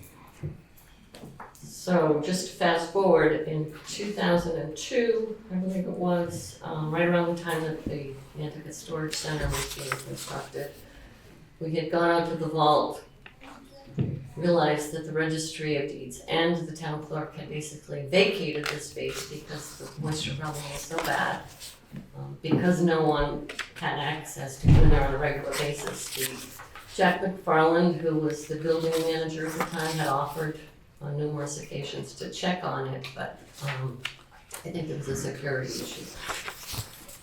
So the last time that we went to the vault, we discovered that the books that we had been able to restore were covered in mold, and the remaining volumes were worse. So we had everything relocated out to the Nantucket Storage Center, where they reside today. So we are seeking funding for $363,000, which is the remainder of the project. Capcom has been generous over the years. We were able to secure some funds. We stopped asking for money around fiscal 10 because there were some layoffs going on, and we felt as though records restoration should take a back seat to positions that were being eliminated. And it was actually Catherine Stover that told us that CPC funding could be used for records restoration. So this is the first year that we've actually been able to get our act together, so to speak, and put together a proposal in order to meet your deadline. How was that? Linda first and then Maria. Pressing. I worked with Catherine on those restoration. That was always my project, and she uses Browns River, and you're using Browns River also. We love Browns River. So those of us who were here before and saw Catherine bring in books in bad shape like that, and then bring in the Browns River restoration ones. That's, I assume, is that This is a Browns River restoration. they're just open one for them so they can see it, because if they don't know how good Browns River is, it's unbelievable. But as somebody who uses the microfilm on a constant basis in my little hovel back there with my metal chair, Oh, they do them in and they're plastic. beautiful. Each And page is individually sealed. Yep. Or protected. And you can still read them. But it's a loss, because I use the microfilm all the time, and I'll go back into the 1920s where we barely can read them, but they're readable, but they're based on these books. And these books go all the way back, how far, Deb? This I one's believe 1890. 1890, yeah, I believe our earliest ones are 1880 something. Remember we had the Great Fire, so we did lose some We records. lost a lot of those records back then. Yeah. But it's a fantastic project. They're dying if we don't fix them. They're fading on top of it, though now that they're protected, but they spent several years not protected. Are the books gonna go back into storage out there? Are they, Unfortunately, you don't have any Yes. shelves or anywhere to put them in that building? we've been moved. I can't tell you how many times we've been moved. We're now at 37 Washington Street. They are safe. We have a climate control unit at the storage center, which is fabulous. We have them in shelving. The unit is quite impressive if you go out there, except for the books or in torn pages. But we are optimistic that one day the town will have a new town building with a modular vault, which Because I know we had to pay for the shelving for Catherine's, because though we got the books back, they can't be stacked like that. They have to be stacked like they're on this. rollers. Yeah, they're on That's rollers. special shelving. Did they finish the microfilm project of everything back to 1880? Because I've only gone back into that late 20s on the microfilm. It's supposed to be there, but if not, we started, when Capcom gave us the money, we started with the oldest books, so we do have those. Wow. So if you do need them, you I know, just try give not us to need notice. them that far back, but It would be ideal if we had a vault, but we realize that's beyond your purview, but the town of Yarmouth has a very impressive vault in their little town hall. You know, and all of the old commitment books are stored right there on site. now, question for you: the microfilm that was done, it's some of it's beginning to crack on the ends and stuff. Is your plan also to digitize all that microfilm, as opposed to the thing threading and all running back and forth Yes. and having to fix the Yes. machine? Yes, moving forward, the volumes that are gonna be restored that are already burst, they will be first, and then we'll go back and get the others. But where we do have the originals restored, it's not fatal, you know. We use them all the time. It's just that at some point that machine is not going to be salvageable, like almost last week, and then the microfilm's going to start to degrade. Right. So the more you can ask for money to help digitize that stuff, the more available it is to the public, because you have to know what you're doing back there Right. to get through that stuff. Our auditors were here last week, and one of the senior auditors asked the younger auditor if he knew what that machine was. We need a new machine. Right, rotary phone. Yeah, just reading this, it was so disheartening to hear that the records were falling into disrepair. It And then makes being me in the really room- angry. No, I know, and I used to go into the rooms sometimes and go through the files, but just to see them that shape and then see where they can be, I think this is I was so impressed when Bud Lockley hired me as a contract employee in 1982, and I was just so in awe of the records because they were in the vault, and you could almost imagine someone writing by wheel on a lamp with a quill pen, because it's all handwritten. They're handwritten up until about, I think the latest handwritten one I got was 38 maybe. Because that was the one we were trying to read last week, was that one. And then they're actually typed in, and you can read them more, they're better. But the old ones are all in this handwriting, and it's like, you gotta figure out what the handwriting says. Can give you a Maria little and bit. John? I was just curious, you said there was another entity that helped you get them to that phase. Was it the town that paid for those? Yes. It was the town, okay. Yeah, it was a supplemental budget increase. Okay. But we stopped doing that in fiscal 10 because there were several positions that were eliminated, and we just felt like, we shouldn't ask for money at this time. John? Debbie, of the original records, were there ones that were destroyed that you don't have any record to now? You know, that were sent off file and We were then? able to retrieve every single record. Wow, And my okay. staff, we went and Yeah. we had to put the pieces back together. It was like Humpty Dumpty, quite frankly. Yeah, and I look at it not just from a legal standpoint, creating, confusion with titles and from a legality standpoint, but also I look for historical. This is, to me, art. This is something that you don't get back. It's a part of our history, so I think it's impressive to see what you're doing. What I really would like to see is a vault, because when we're spending a few $100,000 just to restore these records, it's almost an investment. What's to secure the investment later? Exactly. Yeah. I think that's a long-term Mhm. plan. I'm hopeful that the town will recognize that at some point. They just don't have the space there right now. We need 2 new town buildings. Of the space where you're renting space now, We're renting. One is what kind of square footage are you looking at if you're renting the space get rid of our building from and to do store it. what you have? What square footage do you need? We actually have adequate storage out there. I think we have a 10 by 10 unit. So when we say 10 by 10, let's go crazy and say it is 20 by 20, which should set you up for the next lifetime. 20 by 20 per square foot to build a vault, and I know there's HVAC with air and things. You know, when we're looking at $363,000 and you're trying to build a 20 by 20 secure vault, which I really say is a modified shed with the HVAC, you know, this is possible. Yeah, I'm not sure what the cost was for the one they built at the school. It didn't work. But it was a failure. I think it was because of the security issues. Nobody trusted anybody to give, you know, the school a key. One other thing, just because sometimes we don't have enough money and we chop here and chop there. I'm assuming that price each, if you did, the best case scenario is to do 175 volumes and just get it done, rather than say, well, let's do half this time and half the next. Does that make sense? Okay.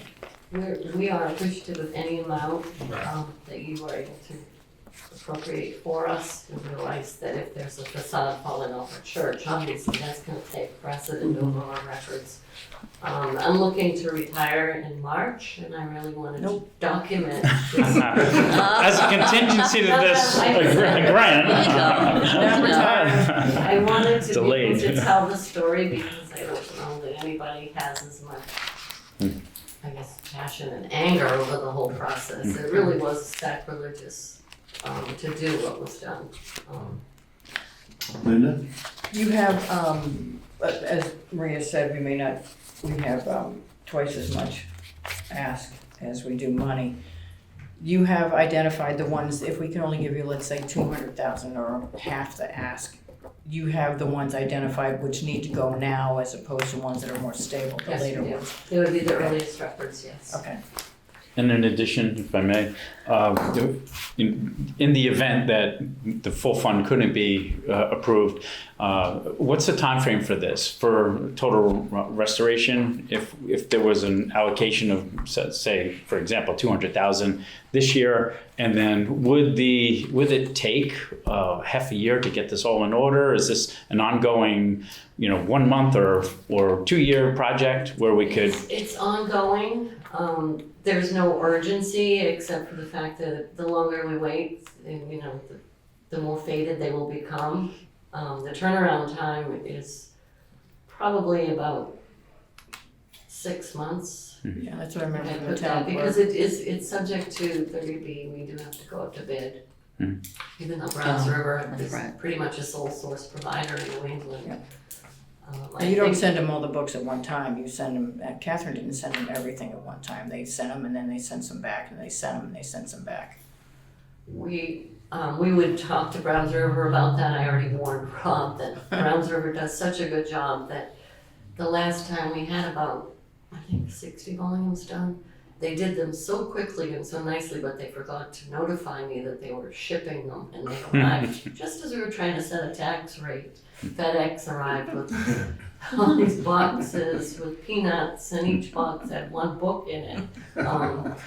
It's a little overwhelming, but I would say 6 months. And you'll come back if we don't fully fund it, like Catherine came back, I think, 5 years in a row. Absolutely. Come back next year. More than do the anything, I rest of it. wanted, like I said, I just want to get on somebody's radar to know that this project does exist, and we're grateful for any amounts that you're able to provide to us. John? How much are we spending each year to rent that storage unit? It's, that budget. we're paying 400 and something Per month. a month. A month? 50, yeah. We're not the only tenant out there. Yeah, The town has other tenants. yeah, $5,000 a year. Just so you Maria's know. like, just build it. Okay, I'll write a check tomorrow. I think that the registry of deeds, I believe the town clerk's office, Bob, I think, has. finance, Yeah. There's just not enough room in the town, that Well, it both those can't, I mean, vaults are it couldn't taken be up. built at 37 Washington, it would need to be built at Fairgrounds, Yeah. Okay. something to. And will talk they about. be coming in eventually for the same restoration project? Probably, I would imagine. Who's this? Just all the other boards he was talking about, and people using storage. There's Well, not all of them have historic records. No, but I mean, just curious. what else is out there? I don't think they register, I think they've got the deeds excise money, I don't think They're in there now. They're on their vault. Yeah. And town clerk The has deeds a are in downtown in the vault. Yeah, and the vault, Yes. and there's a vault in the town They have clerk's two office and one vaults. down the road there from them. Yeah. Thanks. Do we have any other questions? I was just gonna give a little more trivia. The handwriting, another assessor from the city of Boston, who sadly has passed away, did a fantastic presentation on the history of taxes at a seminar years ago. And in medieval times, the person with the best handwriting was selected to be the tax assessor. Whether they could add or not, it was whoever had the best handwriting. Well, that person That was did yours. those old I records. couldn't accept the job. If you look at the old ones, it's so curly Q and so It's beautiful. perfect on the line, because the lines were not my friend. It's just, you have to learn how to read it, because it took me a while to read those 1920s, 1930s with that handwriting. It was the same person almost that whole time. Yeah. But it was like so feminine and so curly Q that it was like, I'm not quite exactly sure what I'm looking at. Because even the C had little curly Qs on them, so you had to figure out why you're reading them. But thank God everything from that point on was typed. Well, kids today don't know what cursive is anymore. No, I can't. It's cursive. Cursive or print, it's a composite. Any other questions or comments for Chad and Rob? Hello. Welcome. Hey, Jim, how are you? Good. All good, Jim? You have been here before, so you know the drill. We have two new members to the committee this year, different from members that you may have seen in the past. Good to see you. And so, as in the past, we'd ask you to spend a couple of minutes fleshing out your request, then opening up the floor for questions from us. But first, we'd ask that you identify yourselves for the TV cameras so that the great community out there in the real world can recognize your smiling faces. Thanks, Ken. James Russell from, I'm the CEO of the Nantucket Historical Association. Johanna Richard, I'm CFO. Terrific. Welcome, and you're on. Great, well, thanks, Chairman Ken, and really thanks for receiving this second application. I thought I would put the application in perspective for you and run you through some items which may not necessarily be in the grant itself, which will help you understand the context. Firstly, we're in the middle of a large capital campaign at the institution, and we've received some good news in that regard as we look at upgrades to the 24 properties that we have. We will be upgrading significantly the climate control systems at Gosnell Centre. That will be about a $500,000 project, which we will start this year. That's a necessary project that we must undertake because we're beginning to see mold blooms there as a result of 15, 20-year-old equipment. That's a necessity. Secondly, I hope you've experienced the new gallery that we opened at the Whaling Museum itself, where we were able to relocate staff, and that's had tremendous benefits to the public. We've also opened that up to the free to the island community in the fall to experience and enjoy, and we'll continue that in the wintertime. We think that's an important offering that we can provide to the island community. Thirdly, Hadwin House and the Thomas Macy House proposition is working out well and in our favour. There was a substantial capital investment there this year. We'll continue with the CPC grant that you generously awarded last year, where we can get the first floor accessible. That is attracting, both locations are attracting about 20,000 people a year. So we can say that there's another offering which is there for the community to avail and to get into those two structures. And then around the perimeter of the Whaling Museum, you may notice some minor upgrades. I want to tell you this, all to put the work at Thomas Macy in perspective, because it's one of many projects which are going on currently. These would be top order projects as opposed to secondary, tertiary projects.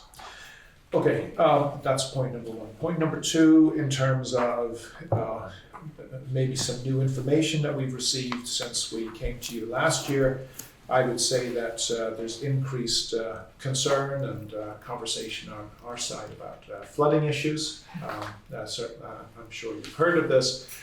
So we're trying to build in to our thinking revisions and some preventative measures when it comes to flooding. But ultimately, obviously, that solution is going to be not just ours, but in the context of what the town does as a whole. But whether it's at Thomas Macy, which is absolutely susceptible, or what we've already experienced 3 times in the extreme 2 years ago at our now new Kids Discovery Center, where water did come in and did penetrate the counterfactory. We take this pretty seriously, and we've actually witnessed it firsthand, and I can tell you it's no fun. In terms of usage of Thomas Macy, what's not in your grant only because it's not codified yet, but as we look to make the first floor more pertinent and more engaging, we've been in conversations with the Maine, where a section of the lower floor at Thomas Macy could be a ticket booth type function, whereby when visitors come off the ferry, or if there's one central terminus where people want to find out what's going on in terms of theater or plays, so not just NHA material, not just NHA program, but programming at like the Shipwreck Museum, or the Life Saving Shipwreck Museum, or Mariah Mitchell, or any of the theaters, that there could be one place where that information could be disseminated. We wouldn't operate that, but that I think would be a very interesting offering to have on the first floor there, which would not necessarily interfere with what the chamber is doing or with what Janet is doing at tourism. I think that would be an interesting way to provide a public benefit in that space. The next item, just to flesh out, we've had success in perimeter work.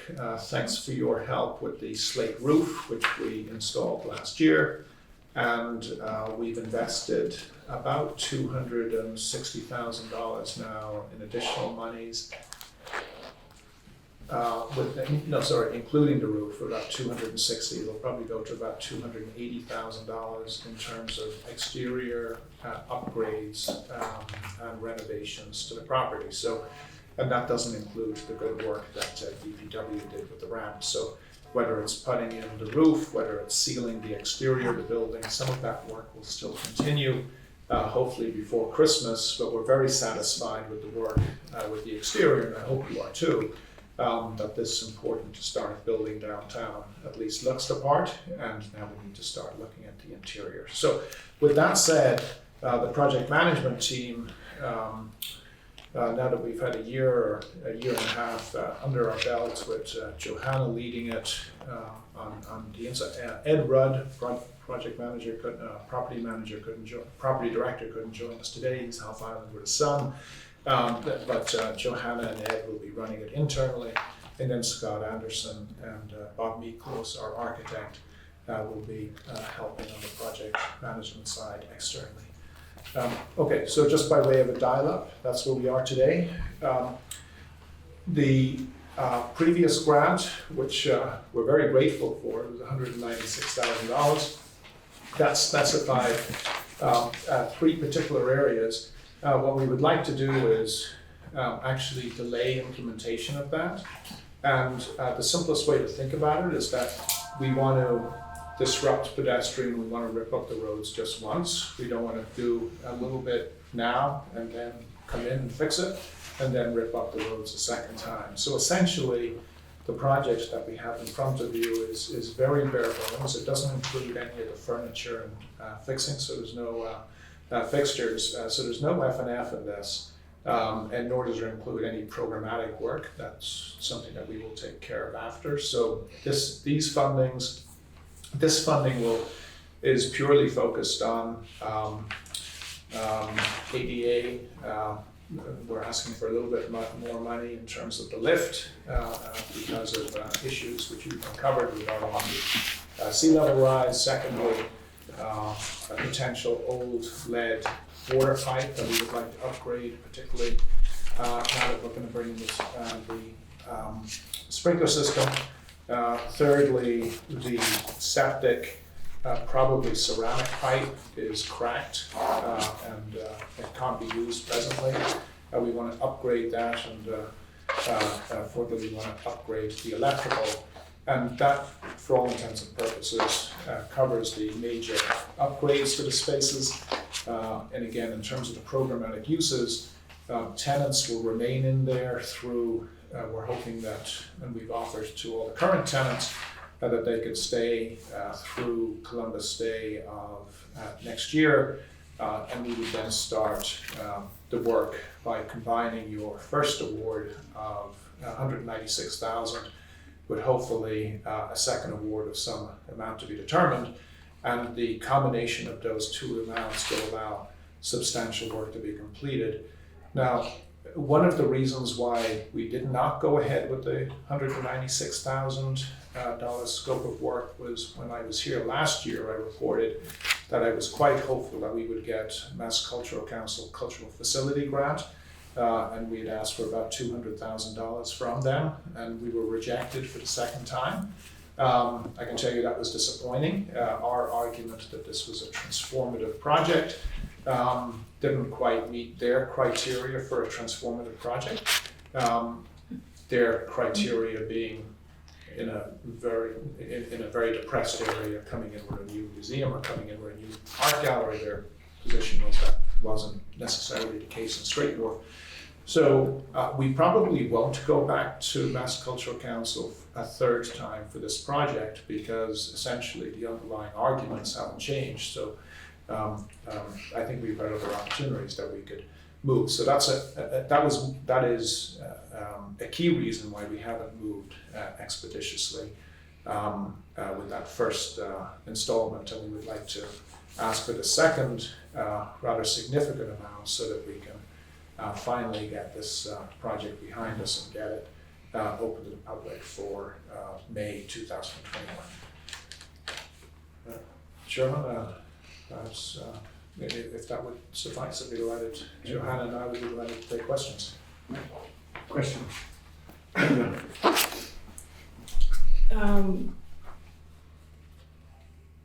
Some stuff I see you already took out of ask, the contingency, the general conditions, contractor fee, you can't pay for those. You know that from past times. I know it's not an all or nothing situation. But if we couldn't fund the whole 451 and change this year, do you have a list of what would be essential that we cover right now in addition to adding it to the 196?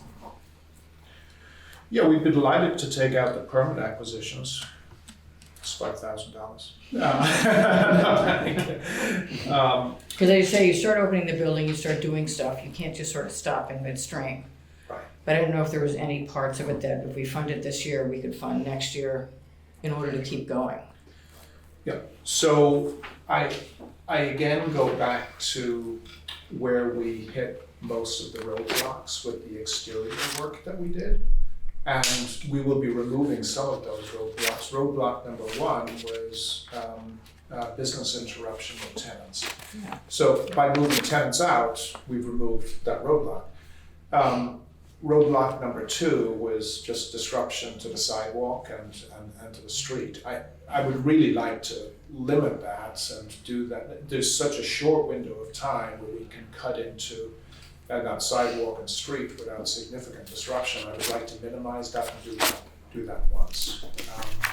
So if we were to rework some of this, it would probably be the interior works that we would probably want to delay or shift over, but try to get the work that links to the outside limit. So unfortunately, that's electric we need to bring in from the outside.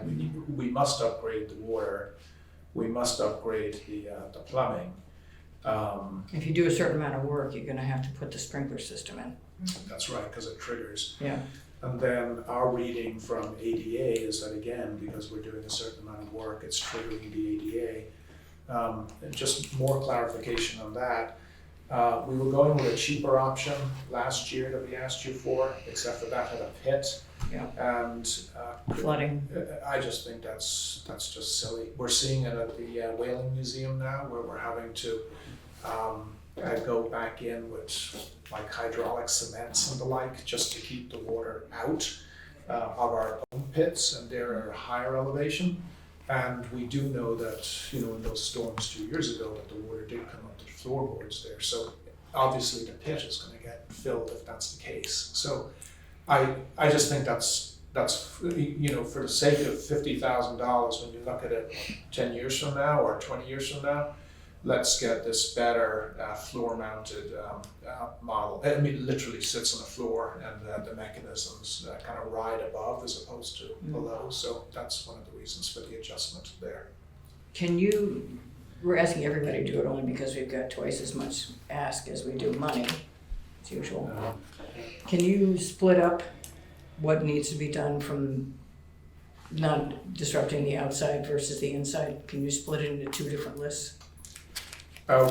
We could. Can I come back to the? Yeah, We get a couple of weeks to do it. Give a couple of weeks to do that. Yeah. Maria? Just a I just didn't question want us to do it. on the Yeah. flooding issue. Do you have like drainage and then pits to collect the water? I mean, you can't lift up the building. Just for my own edification, there's some solutions to where you are, or you just bite the bullet and pump it out? So can I answer that in two ways? I think Sure. the solution that we do at Broad Street and at the Whaling Museum and Candle Factory is very different than the solution that takes place at Thomas Macy Warehouse. So Thomas Macy Warehouse, it doesn't have a foundation, it's sitting on granite. And so Yeah. you've got two things happening. Not only do you have, frequency and ferocity of storms, and of course we did such a great winter last year.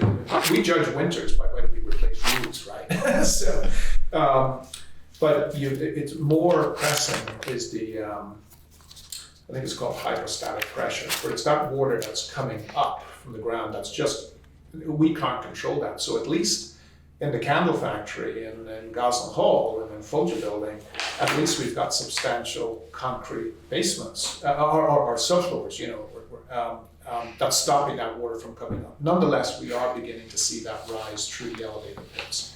And that's very difficult for us to stop. I would imagine that the solution there will be probably at some point the gift shop that's on the corner of Easy Street. That'll probably go at some point, and we're probably going to have to berm almost like a U-shaped berm. But we can control that because we own that space, so we can build up a dam essentially, go down and down. I'm not saying we've made that decision, but that is a lot easier than where we are at Thomas Macy, where all the appurtenant buildings prevent us from doing that. Lifting up a building, an old historic building, is going to be frightfully expensive.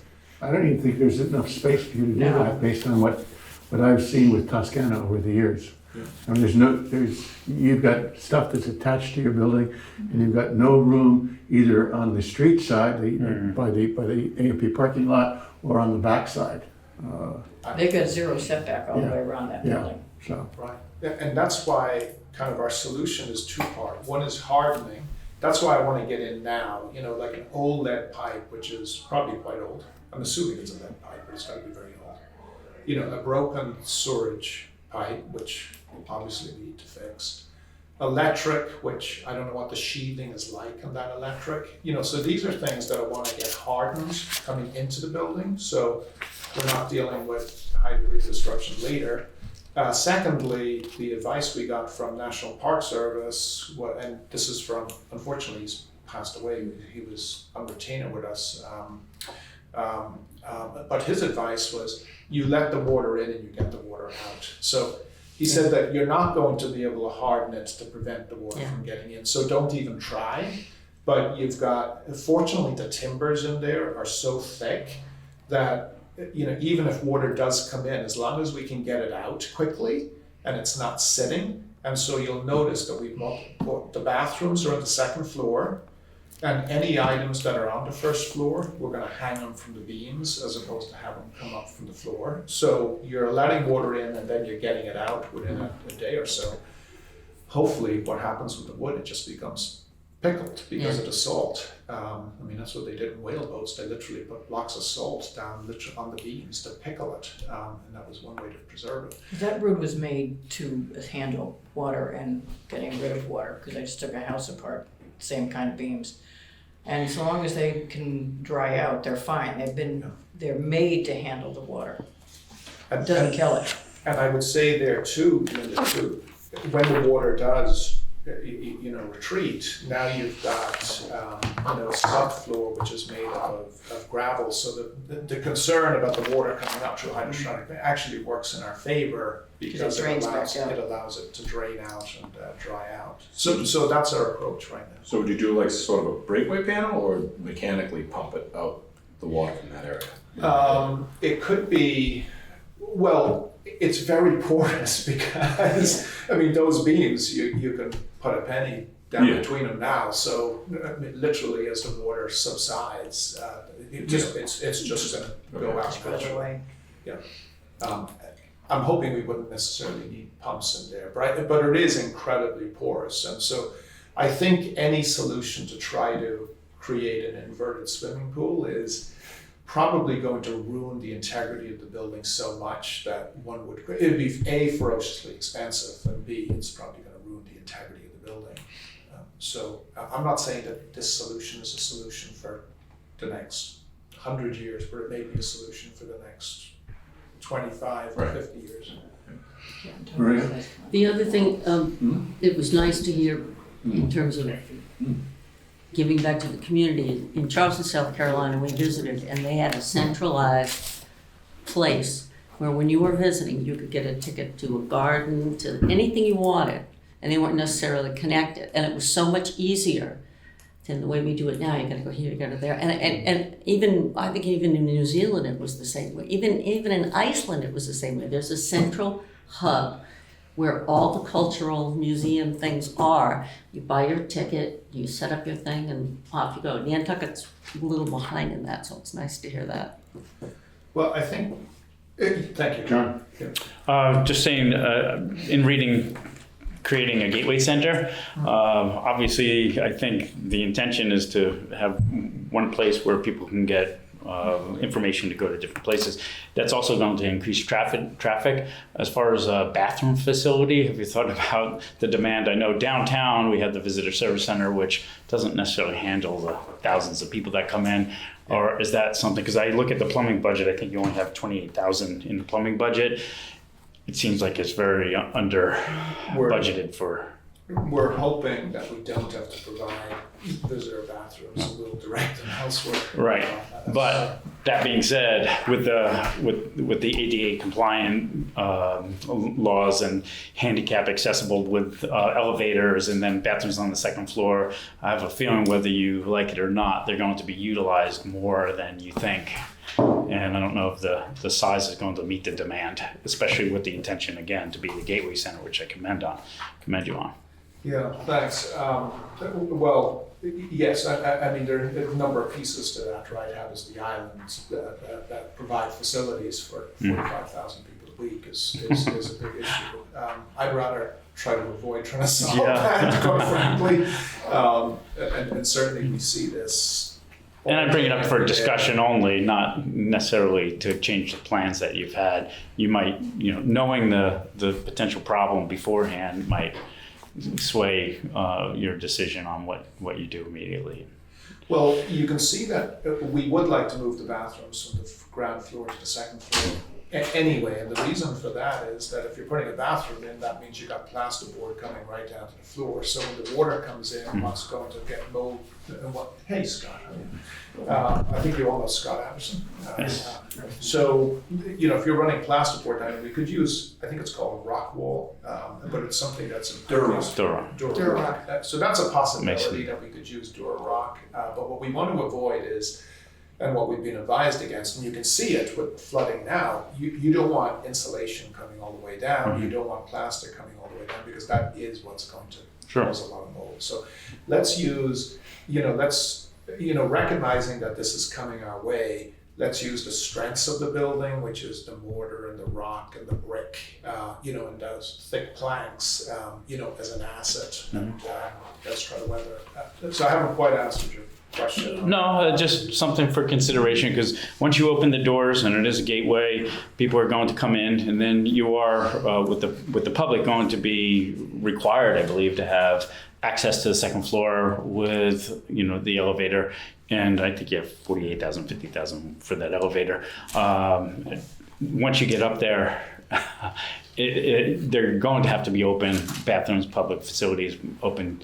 I used to own a small restaurant in town, and it was 20 seats or less, so we weren't required to open up to the general public for bathrooms. But I don't know how that falls into play with the amount of people coming in there. If you would have to open up public bathrooms, and if you did, it might not meet the demand. That's all. Yeah, I think it's fair to say that, we've got some visibility and use here, right? We've got kind of visibility in what we're going to do in terms of retail. Again, I would just simply say that we're delighted to put up a very passive presentation in terms of a gateway experience or orientation experience. If it was going to be an active gateway experience, that would have to be funded by others, because just from a diplomatic point of view, I think you'd appreciate that we're probably not the best entity to be telling people where to go to other organizations. So that would have to be done by an agnostic group. But I think we could provide that space. And I think that's a great use for that space. However, just project out 10 years, we're gone, I'm gone. Indeed, there may determine to be a different use for that space. So what the long-term play is like is just like anything is up for question. I'm pretty confident, though, that what we've spec'd out in terms of our current programmatic needs, as we look at how people use the Whaling Museum currently and the expansions there that Scott managed. And frankly, also what we may want to do down the line at Four Ways Lane, that it suggests that we're moving in the right direction in what we do in terms of a gateway center for Thomas Macy. Because we do know that there's some things that we definitely don't want to do at Thomas Macy. We don't want to put in fine arts because of susceptibility. The costs are going to go sky high if we start putting in items which are susceptible to high humidity and the like. So that actually limits what we can do in that space. Other questions of James and his team?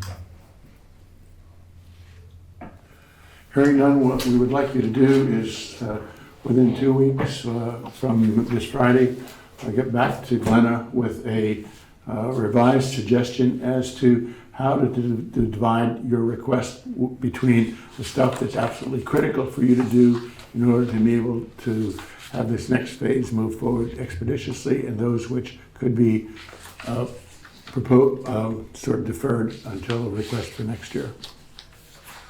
Thanks, certainly will. Thanks. Is there anything else that anyone would like us to have?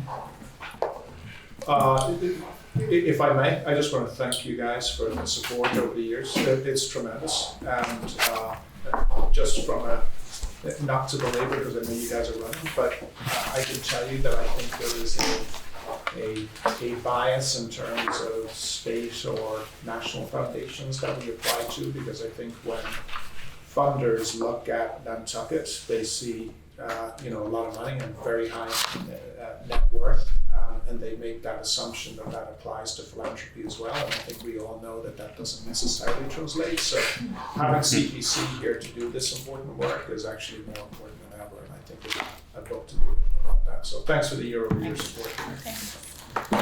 Did anybody get a second St. Paul's by mistake? Because I didn't have one in my thing, and I just think maybe it got, I might have two.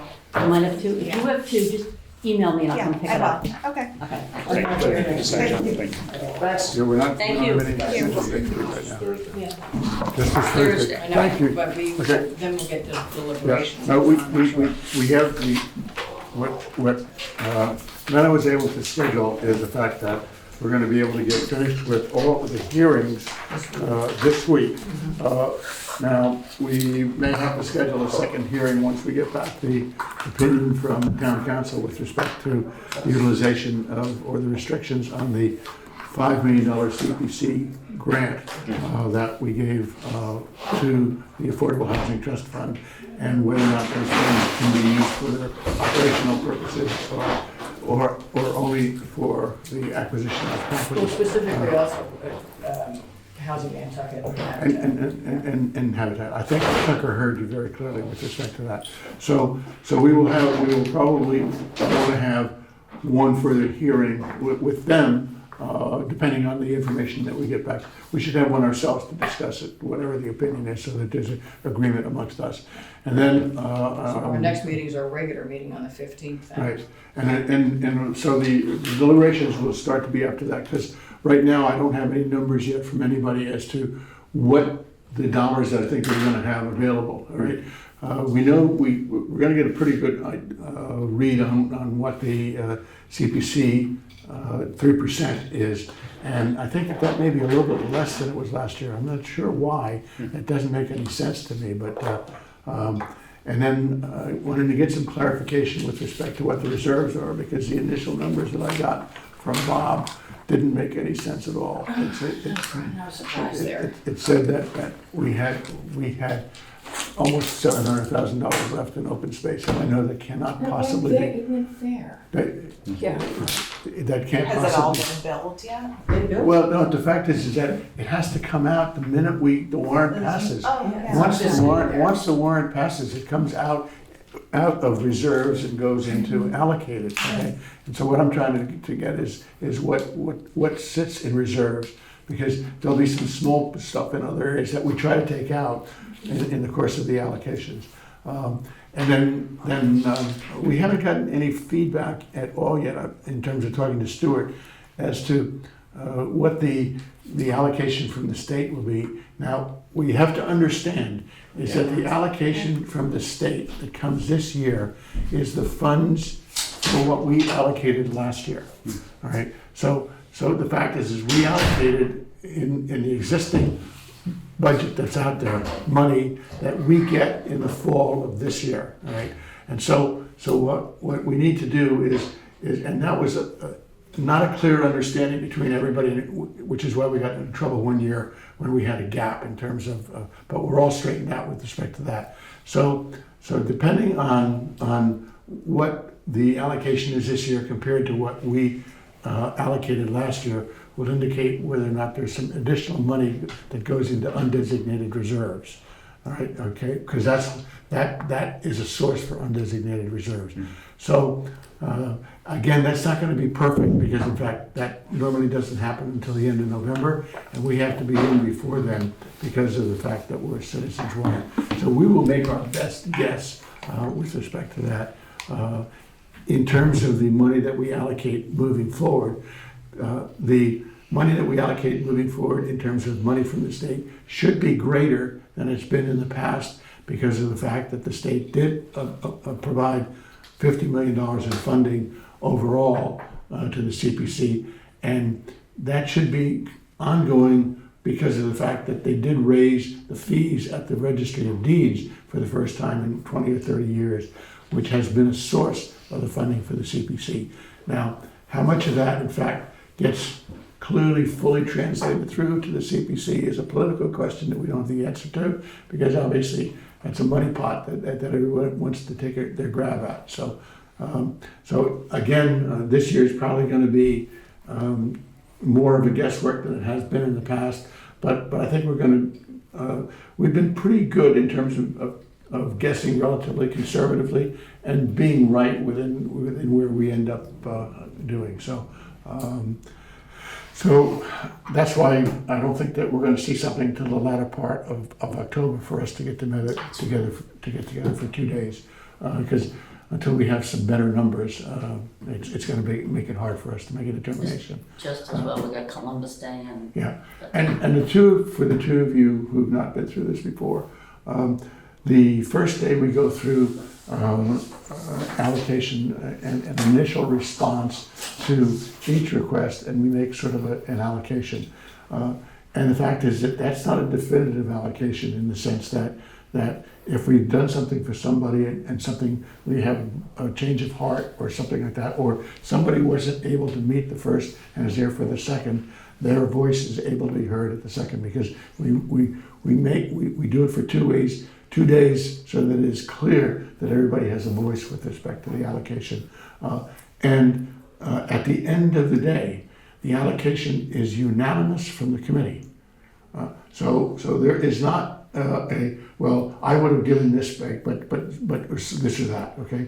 What we have done as a committee, which the rule is that what we vote on, we all have our vote with respect to it, but whatever it is, we all stand behind as a committee, and we don't go picking off stuff saying, well, da-da-da-da-da, okay? So, and that's the way we've operated for 15 years, and I just hope and anticipate that we will continue to operate that way moving forward. Food for thought, just not to belabor the meeting or delay the meeting. I was just interested with the NHA. They must have vaults and experience and with all the records, and I just want to know, with all the paperwork, documentation, any kind of climate control vaults? No. Crazy. No. I was hoping they did, and then the town could rent some space in a huge. At the NHA, we have a lot of buildings. Wow. We have a lot of buildings, and they're all in need of restoration. Yeah. And so that might be next year's request. Well, the thing is that in fact there's almost no space, and part of the acquisition of the Trader's Lane property was in fact to be able to. Initially, the thought was to be able to utilize that to create storage that was close to where the whole organization is. But the minute we started to focus on sea level rise, that wipes that site right out in terms of what you've paid for that building and space. The cost of moving that up to the first floor or protected space is just outrageous. You can't possibly. What about they're building out in Bartlett? The Gosnell Center is that's storage space out there, but it's not. But you heard him say that he's got a $200,000 or $400,000 budget to be able to make that temperature controlled. Because one of the issues that has been discovered is that there are a lot of tapestries and other things stored out there that are in real danger because of the fact that it hasn't been temperature controlled. So there's a much greater awareness of most of all of the different nonprofits in the community relative to the preservation role of not only documents but art and artifacts in terms of how you keep them and what you do with them. Right. I will entertain a motion to adjourn. Second. Second. All those in favor? Aye. All right.